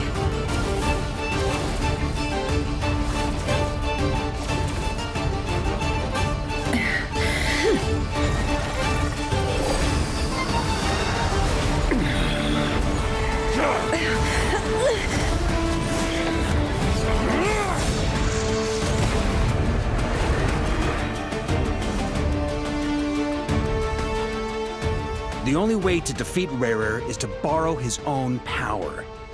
That means Columbina will have to disappear while you two bear the brunt of his attacks. You have to hold on. Find a way to keep him focused on killing the two of you.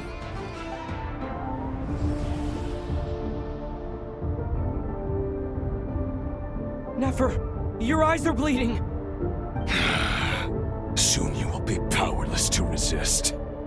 And then, I will reduce you to dust. But that dust will plague your memories. Come on, keep holding on. Any other tricks up your sleeve? Let's see them. As entertaining as they are, you've backed yourself into a corner. You don't fool me. I see your fear clear as day. I have to stoke his rage. Make him unleash everything. You fear what you could never defeat. You fear the thought of never being able to save your beloved. You cannot win the fight against fate, Rarir. Is that what you think? Well, now it's your turn to feel afraid! You fear the sound of your own name? Is it us you hate? Or is it what you've become? Let's see what becomes of you!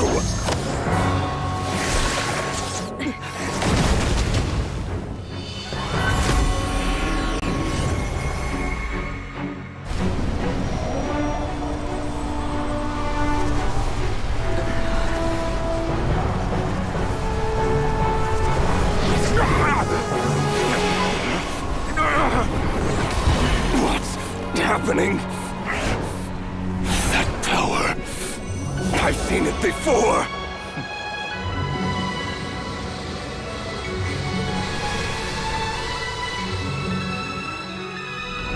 His power is on another level.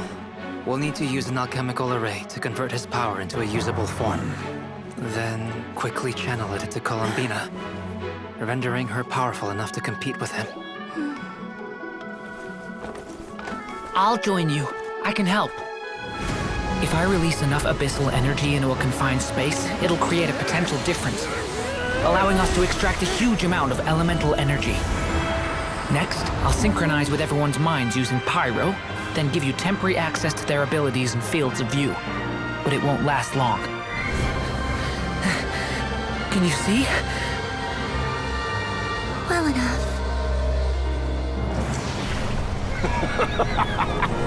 So, we have a student of Gold Rhine-Daughter in our midst. How about that?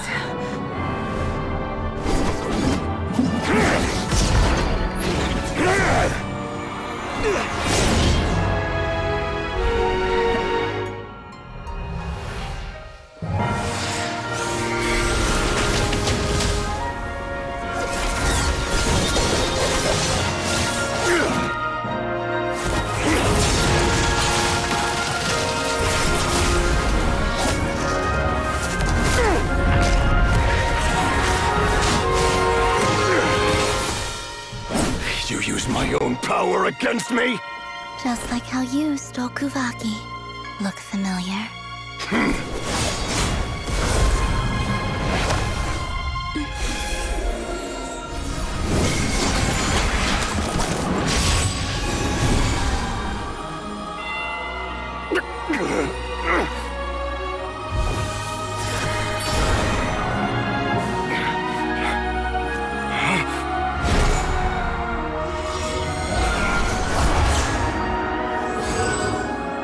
Don't you realize?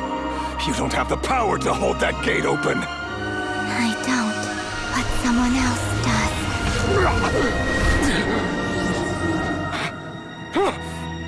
Goodbye, Rerir.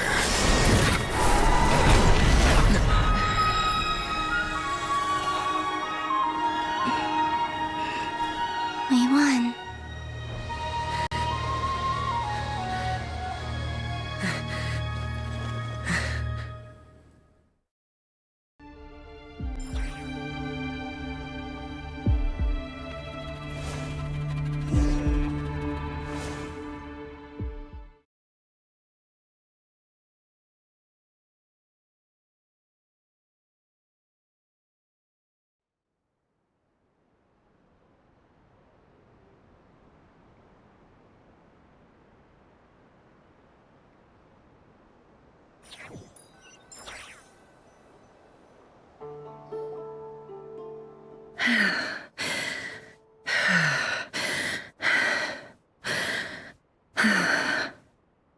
Nefer, how are your eyes? They're fine. Apart from the blindness, of course. It's not too late. Let me handle it.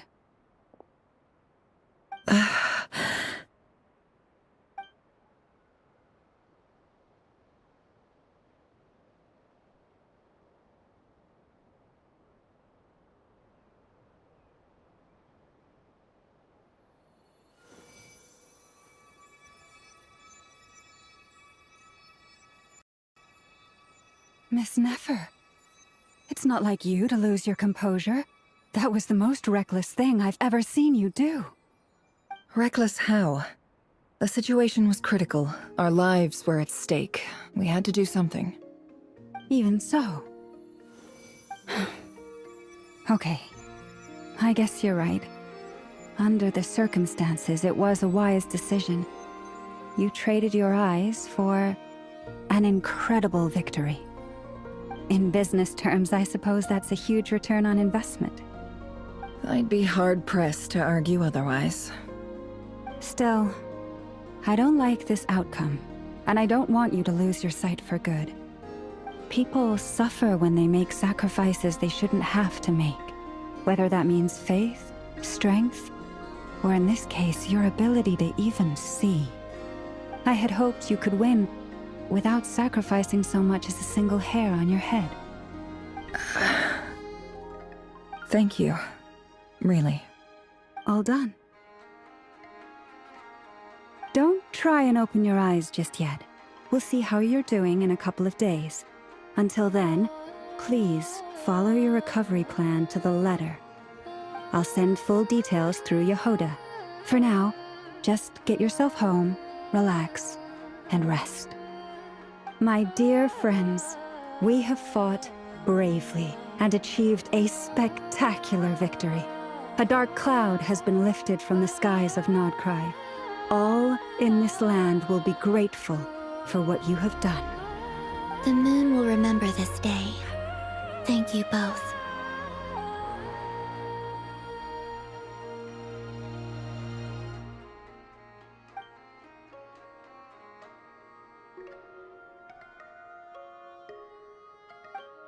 There's something I want to let you know. What is it? When Durin connected everyone's minds so I could access their powers, I also felt everything they felt. And since Nefer's eyes were injured, my eyes are hurting now too. Huh. Hold on. Let me try. I only feel the pain. There's no actual damage. I just thought I should tell you. You're right. There's no damage. That's a relief. But I must say, I'm surprised to hear the Kutar share something like this with me. In the past, you never used to open up about yourself. Things are a little different now from how they were. I'm learning to share how I truly feel with my friends. Friends? You have no idea how glad I am to hear that.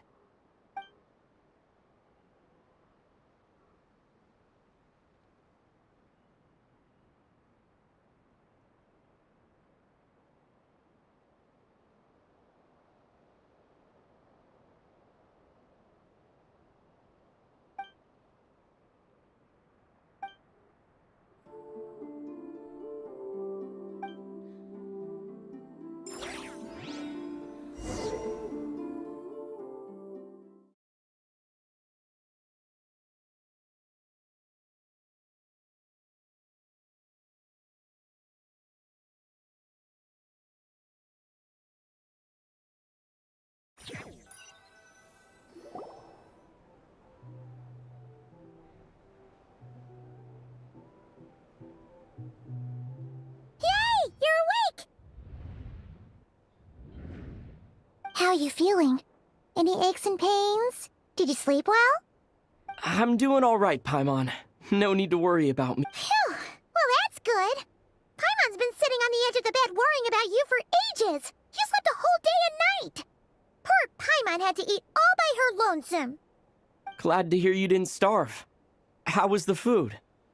Well, it wasn't the same without you there to share it. Honestly, Paimon just can't relax when you're not your usual self. She couldn't enjoy the food and settle down to sleep. Well, I'm back to normal now. Oh yeah, and Albedo swung by earlier. He said to tell you to head to the tavern when you woke up. Varker and the others are organizing a victory feast and they want to celebrate with you. He also dropped off some medical supplies, but you seem fit as a fiddle, so guess you won't be needing those. If you're feeling up to it, let's head over now. Wouldn't want to keep them waiting.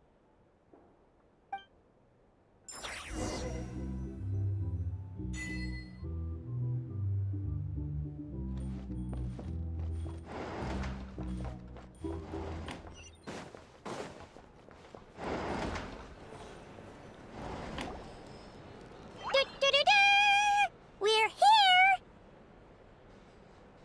Oh, Traveler and Paimon! Perfect timing! We were literally just saying how there's no way we're holding this victory feast without you any longer, and we would have postponed it till tomorrow. How are you feeling today? Much better. Thanks. Don't worry about me. Relieved to hear it. If that changes, just let me know. Happy to check you over at any time. Yep, we're here for you. Anything you need, just let us know. Oh wait, where's Nefer? How are her eyes doing? Nefer's right over there. I'm sure she'd love to catch up with you.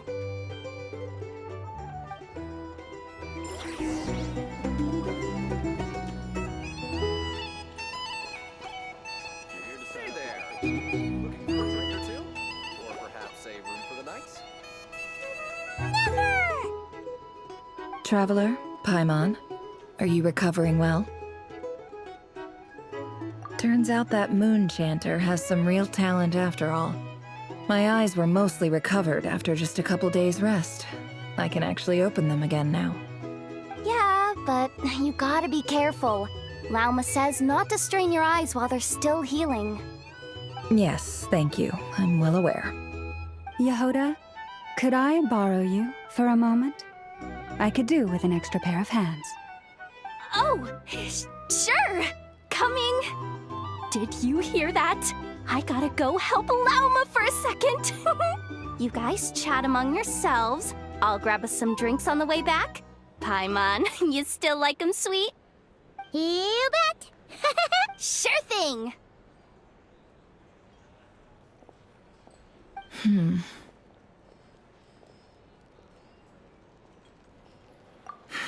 The Raker of Solnari. Kind of a snake, don't you think? No, definitely a snake. A poisonous one who spewed his venomous hatred everywhere. Anyone who seeks revenge out of hatred for other people has become a snake. That's something my dad used to say. Perhaps. I'm sure it sounds like a very wise and open-hearted perspective to your ears. But me? I think hatred is a perfectly justifiable emotion. What else is left when everything you depended on in life gets stripped away?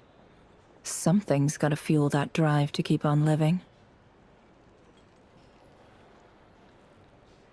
If you're worried about me, you can nip that in the bud. It's just... I suddenly feel like I was wrong to call my father a liar. He was just... Oh, father. Look at the Ibis King. Thoth is a fiendishly cunning liar. He's never brought it up, but I'd bet he feels the same way. Why else would he give me the power to perceive the truth, while at the same time training me in the art of deception? Well, King Deshret banished him to Aru, which is essentially a prison, and posed 3 questions to him. He promised that he'd have his freedom if he could find the answers. His response was to take on a physical form and approach me, hoping that I could become his envoy and search for one of the answers on his behalf. Did he really think I'd fall for that? He's stuck there. He can't make me return what he gave to me. So that's enough for you to decide he's nice, is it? He's a prisoner, and he was scared. So he decided to perform some good deeds to win people's approval. He lives in fear because he's a deceiver. How is Rerir any different? You can't work as a spy your whole life and expect a happy ending. It's preposterous. Yet I can't say I don't understand it. Liars live in the darkness of their own making, but it's still human nature to want to go on living. They say that a liar's soul is the most worthless thing in the world. What do you think? Good. If you understand that, it means you're smart. And if you ask me, the soul of a liar really is worth nothing. Because all they care about is themselves. For example, when something good falls into my lap, I don't go sharing the news around. Stops other people trying to steal it from me.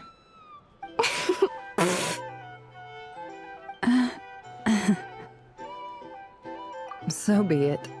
They have sharp ears. I can't keep anything from them. Wow, is that what it looks like? Well, you all know my past now. And I can't simply eliminate everyone who knows too much. So when you find yourself in a situation you can't control, the safest play is to keep calm and start monitoring everyone involved like a hawk. In the intelligence world, you need to have a sense of perspective and play your hand accordingly.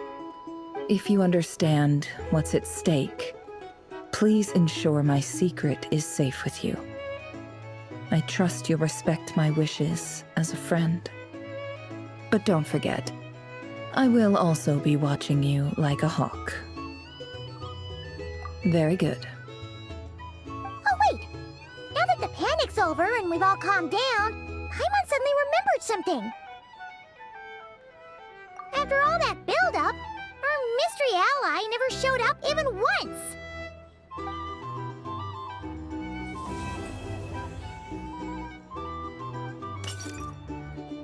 Huh? Am I imagining?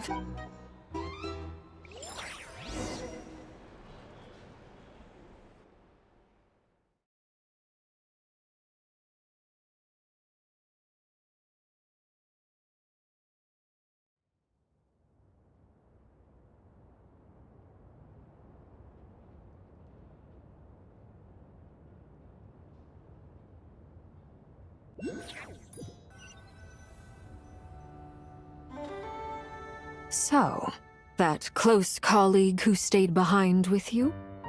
What's he been up to recently? Don't know, don't care.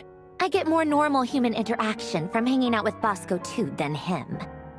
Although, now you mention it, he hasn't bothered me in a while. I wonder if... If he's disappeared without a trace, it's the biggest gift he ever gave to the world. But I somehow doubt that's what's going on. He won't lie low forever. So we'd better stay on guard.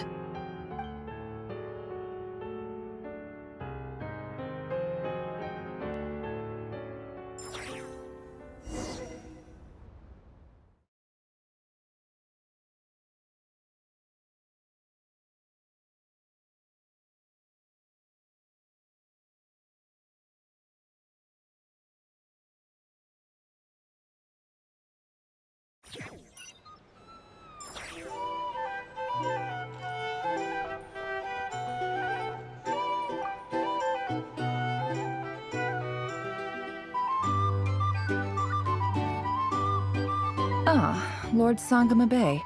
How lovely to see you. I must thank you for the device you provided. It was an enormous help. Would I be right in thinking that it was developed by the Academia? Why come and ask me when you clearly know already? I mostly came to thank you. That's more like it. A little gratitude goes a long way with Lord Sangama Bay. Play your cards right and... The chance to work with such a kind and charitable investor as yourself would be a great honor for the Curatorium. Huh? Charitable? Who said anything about charity? First time hearing about it. Let's see. The first plot of land you purchased in Krai, your desert interests, and... Stop! What do you think you're doing? Exposing my investment history! It's nothing to hide from. They're all perfectly legitimate investments. And some of the land you purchased was with the intent of building a sanctuary? Yes, I heard about that too. How did you... You're a curious case, Lord Sangama Bay. You don't like people finding out about your good deeds, do you? But I'm afraid no matter how hard you try to keep things under wraps, where there's a will, there's a way. You did it for Sumeru, didn't you? It was empty land that was gonna go to waste otherwise. I figured if I built something there, it might at least get some use in an emergency. Disasters are capricious things. They strike without any warning. I've lost family to a disaster before, and I don't want to lose any friends or business partners if I can help it. My elder sister used to dream of finding a sanctuary. Somewhere with plenty of food, water, and medicine.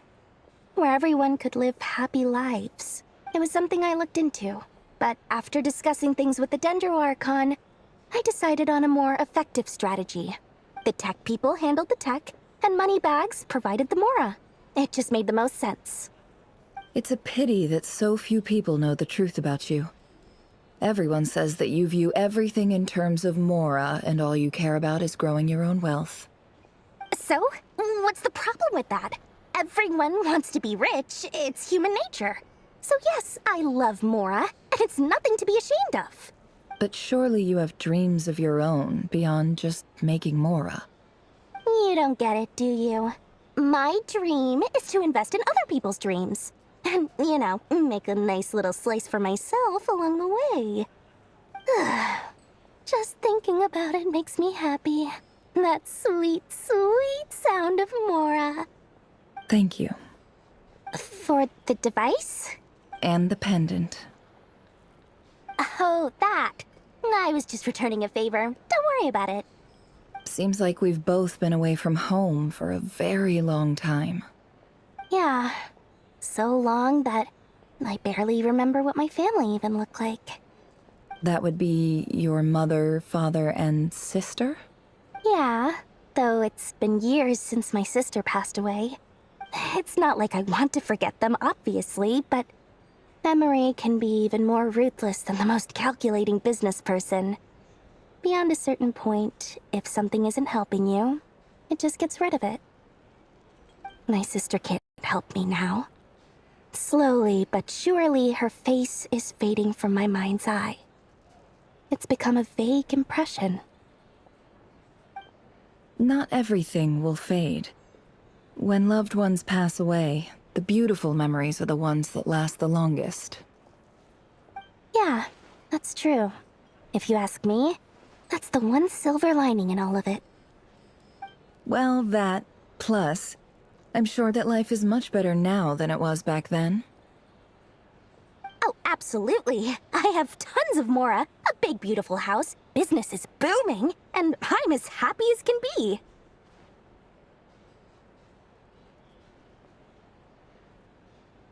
You've got a lot going for you too. Boss of the Curatorium of Secrets? I'm sure there's plenty of Mora to be made in that line of work. I appreciate the vote of confidence.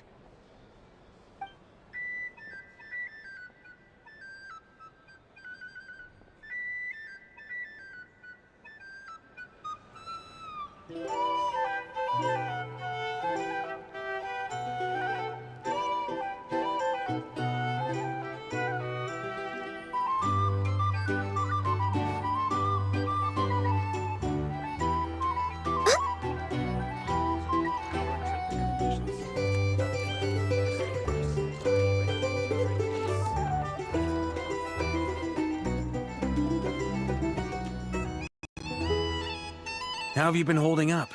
Any adverse reactions? If you start to take a turn for the worse, make sure you tell me right away. You don't need to worry about me, Grandmaster. I'm fine. I mean, I barely did anything, so... What? You're too humble, young man. You played an indispensable role in the battle for Krai. We can't thank you enough for your support. Sometimes, when people praise you, it's because you deserve it. The best thing is to accept it calmly and with grace. It's important to learn how to respond to words of admiration. Let's do a quick demonstration.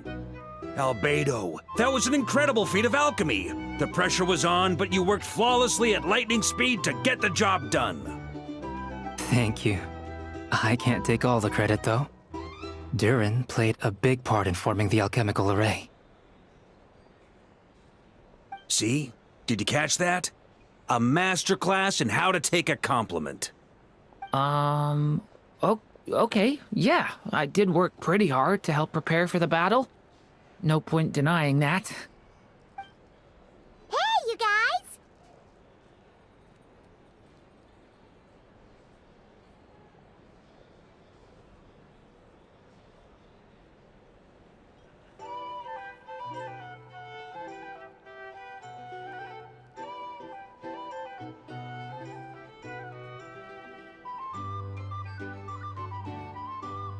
Hey, look who's bounced back. Looking good, Traveler.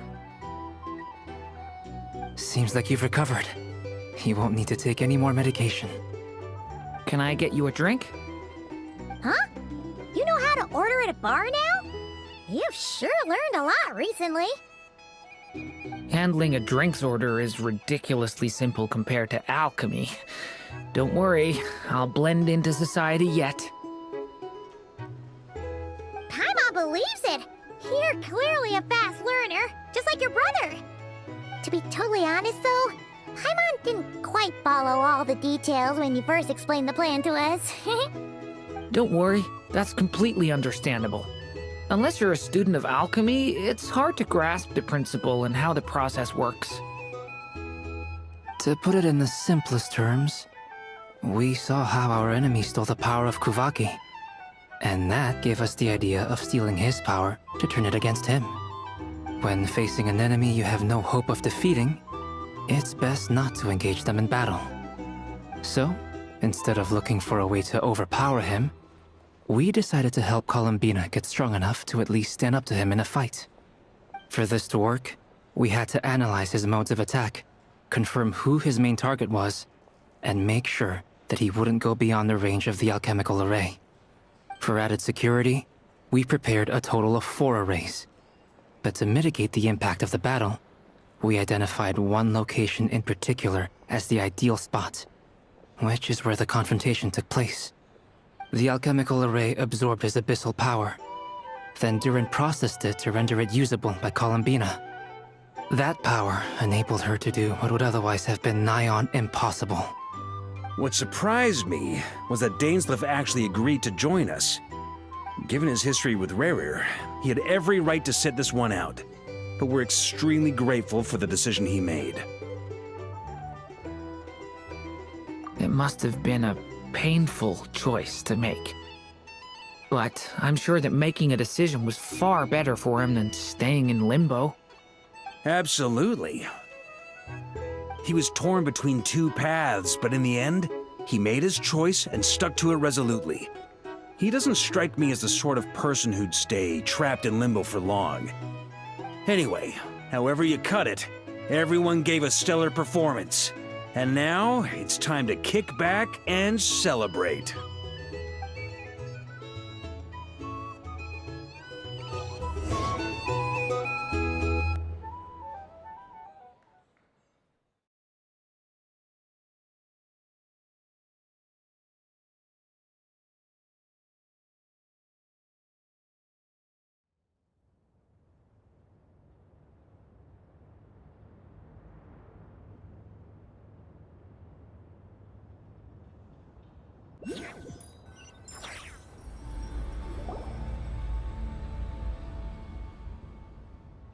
That's the only reason you're here.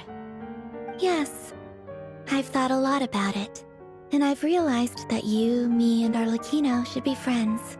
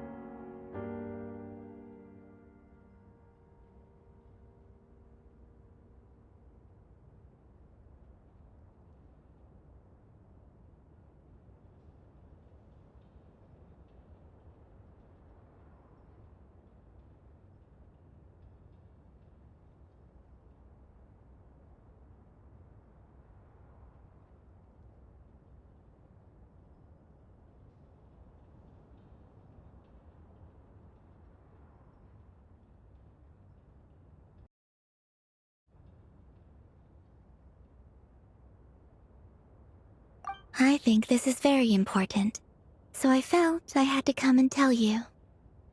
Well, this is a new one. I'm so moved. I can't even hold my teacup. If that's all, you can leave now. Do you not want to be friends with me? Or is it that you prefer being co-workers? What is this, Columbina? Are you deliberately testing my patience threshold? Right now, my politeness module is active. But if you say another word, I swear I'll shut it down. If your politeness module was active, wouldn't you say the word please at some point? Polonia, please see Lady Columbina to the door. Will you still invite me to your next tea party? What? Yes, I think you will. Bye-bye, dear Sandrone.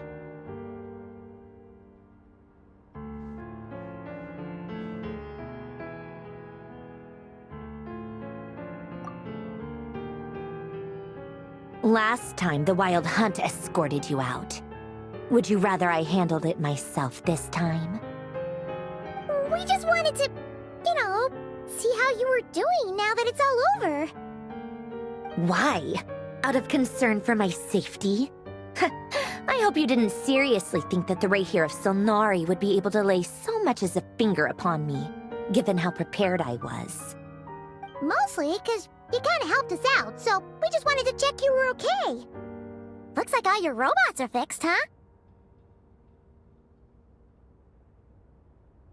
Oh, don't you worry about that. Tea time is already a write-off. The visitor before you managed to kill my appetite. If you're in the mood for tea, go ahead and help yourself. Otherwise, it's going to waste. My coasters are still missing in action, though. Use this notebook instead. Whoa! Pretty hefty notebook. Look at all those calculations. You can ignore those. They're just dumb scribblings. I doodle and write in my free time. Sometimes I remember the distant dreamlike past. Sometimes I imagine the far-flung future. And other times, I grit my teeth and note down all the crazy nonsense going on in the present. Some people do the crosswords in the newspaper. This is my equivalent of that. Trying to predict the future is like daydreaming, and writing about the present just makes me furious. The past is my favorite. If nothing else, it's already set in stone, so I don't have to rack my brains trying to figure it all out. Huh. Although, having said that, the only vaguely interesting memory in my past is probably that guy they call Lord Artificer. Who else? Pretty much all the mecha and Fontaine are his personal handiwork. Wait, are you saying you know him? Like, personally? As a friend? I mean, I guess we were friendly enough. Yep. In fact, I'm probably the only normal person left who knew him at all. We used to chat occasionally back when he was still around. Before he passed away, he asked me to destroy all his manuscripts. I honored his request, but I did read through everything first before destroying them. I mean, I couldn't let the genius of Lord Artificer Alain Guillotin disappear like that. Would have been such a waste. So, that's where the formulas in your notebook are from? I just told you. Those are my equivalent of crossword puzzles. They're just dumb formulas that I solve for fun when I'm bored. Alain's work was like epic poetry. The formulas in my notebook are just silly little riddles in comparison. Not that there's anything bad about them. I mean, at least, solving those riddles isn't going to hurt anyone. Except me, 'cause I lose a few brain cells in the process. Anyway, while we're on the topic, I might as well tell you about what happened to him and his friends. Alain Guillotin had two close buddies, Renee and Jacob. They spent their childhood years together in the Narzissenkreuz Institute. They were all quite competitive, so there was some rivalry between them, but it was a friendly rivalry. But beneath the friendship and the rivalry ran something deeper, a sense of nostalgia for the past. Unfortunately, childhood would end. The prophecy would come true, the apocalypse would arrive, and the future would never be. A mad dream that would normally only capture the minds of lunatics begin to take root in their hearts. A dream of saving the world. And if Renee and Alain had been people of lesser wits, that dream would probably have ended up as something for them to joke about in their older years. But alas, they were some of the sharpest minds around. They nurtured that dream with the full power of their intellect, and it grew into something that ate away at their souls. The first of them to fall under its spell was Renee. Against Alain's wishes, he persisted in experimenting on a mutual friend of theirs to try and save their life. Alain did not approve and parted ways with Renee. It's complicated. Alain wanted to believe that Renee only did what he did for the sake of their friendship. But when he told me about what happened, I could tell he still had some suspicions about Renee's motives. Perhaps the seed that would grow into a nightmare had already sprouted in Renee's mind. Even then, the next time they met, Renee's soul had been completely engulfed by the dream of salvation. His futile attempt to change the tide of fate only resulted in a wave that swallowed up the world, even before the apocalypse came. And although that wave died down eventually, I hear that it just recently came back with a vengeance. As I understand, Renee wanted to live out his dream of salvation once more. But I'm told that the attempted resurgence finally died out for good. At long last, Renee awoke from his deluded dream. Though of course by then it was far too late. What do you think of Renee? Do you admire his transcendent genius? His view that any price was worth paying to achieve the lofty goal of saving the world? Or do you despise him? Dismiss him as an evil madman who wrought havoc on the lives of everyone around him as he pursued his delusional dream? Same difference, really. Just a matter of perspective. What a cop-out. But I suspect you'd have a more incisive and insightful answer if we dug into it further. I don't like fanatics who give up their whole lives for their ideology. Nor do I like fools who let their delusions take control. Maybe I could understand if Renee had just been an ordinary person. But he had a sage-like intellect.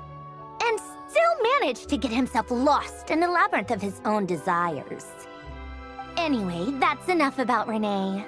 Now, moving on to Alain Guillotin, the Lord Artificer. He managed to put a stop to the first storm whipped up by Renee. But after that, Alain lost his friends and family. To his credit, I suppose, the loss of his family and friends was purely a tragic accident. It's not like Alain sacrificed them for his cause or anything. After that, the only thing supporting his work was the same dream that had dragged his closest friend down to the abyss. But although the desire to save Fontaine drove him to found the Fontaine Research Institute, Alain continued to reject any form of transcendental knowledge or power. He was suspicious and fearful of it, having seen the way it had affected his closest friend. I think that formulas and machines derived solely from human intellect were the only thing that gave him a sense of spiritual comfort. Yet Alain's intellect was simply too great. It barely left him space to breathe in his lifetime. Once he realized that the end of his life was approaching, he finally accepted the truth. The Nazissenkreuz Institute needed someone, and a human being, to see its story through to the end.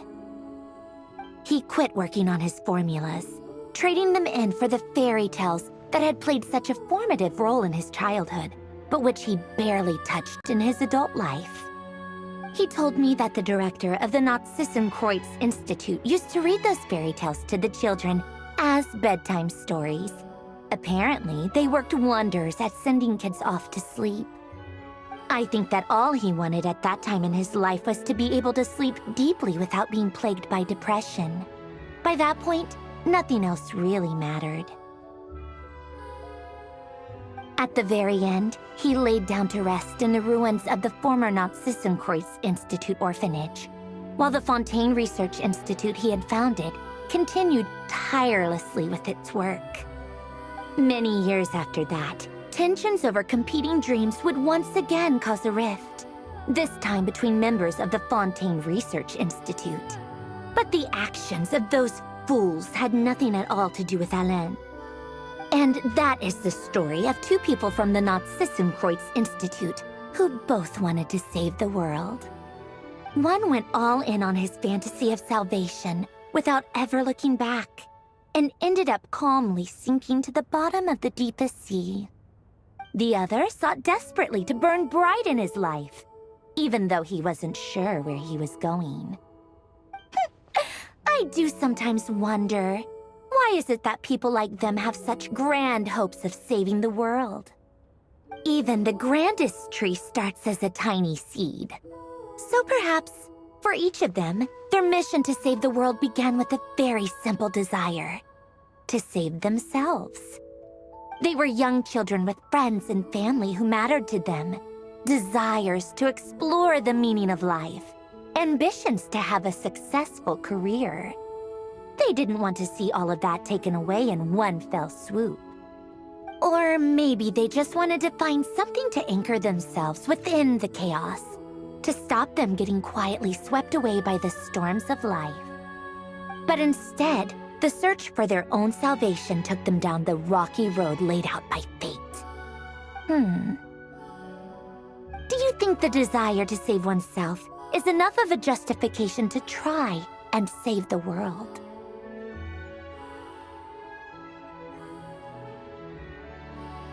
Sensible answer. Glad to know you've got your head screwed on straight. Alain would disagree, though. I asked him the same question back when he was in his prime, putting all of his energy into his work. Yes, it's enough. No elaboration, just a quick, short answer before getting right back to his work. He was always that way. All right, tea time's over. I owe Arlecchino a favor for telling me these stories. I'll have to bring a whole sack of gifts the next time I visit the House of the Hearth. I'm gonna go tinker with Polonia now. You guys can do whatever you want, as long as it doesn't involve interrupting me. Polonia, exit hibernation mode. Begin diagnostics.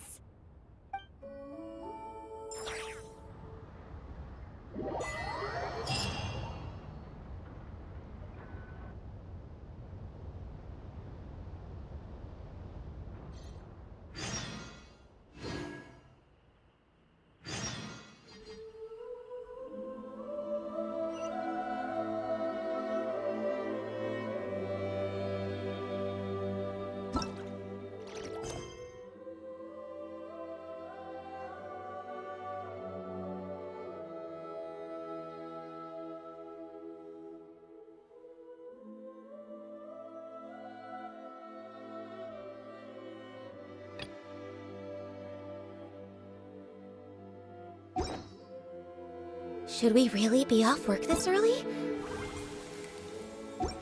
There is still a lot left to do.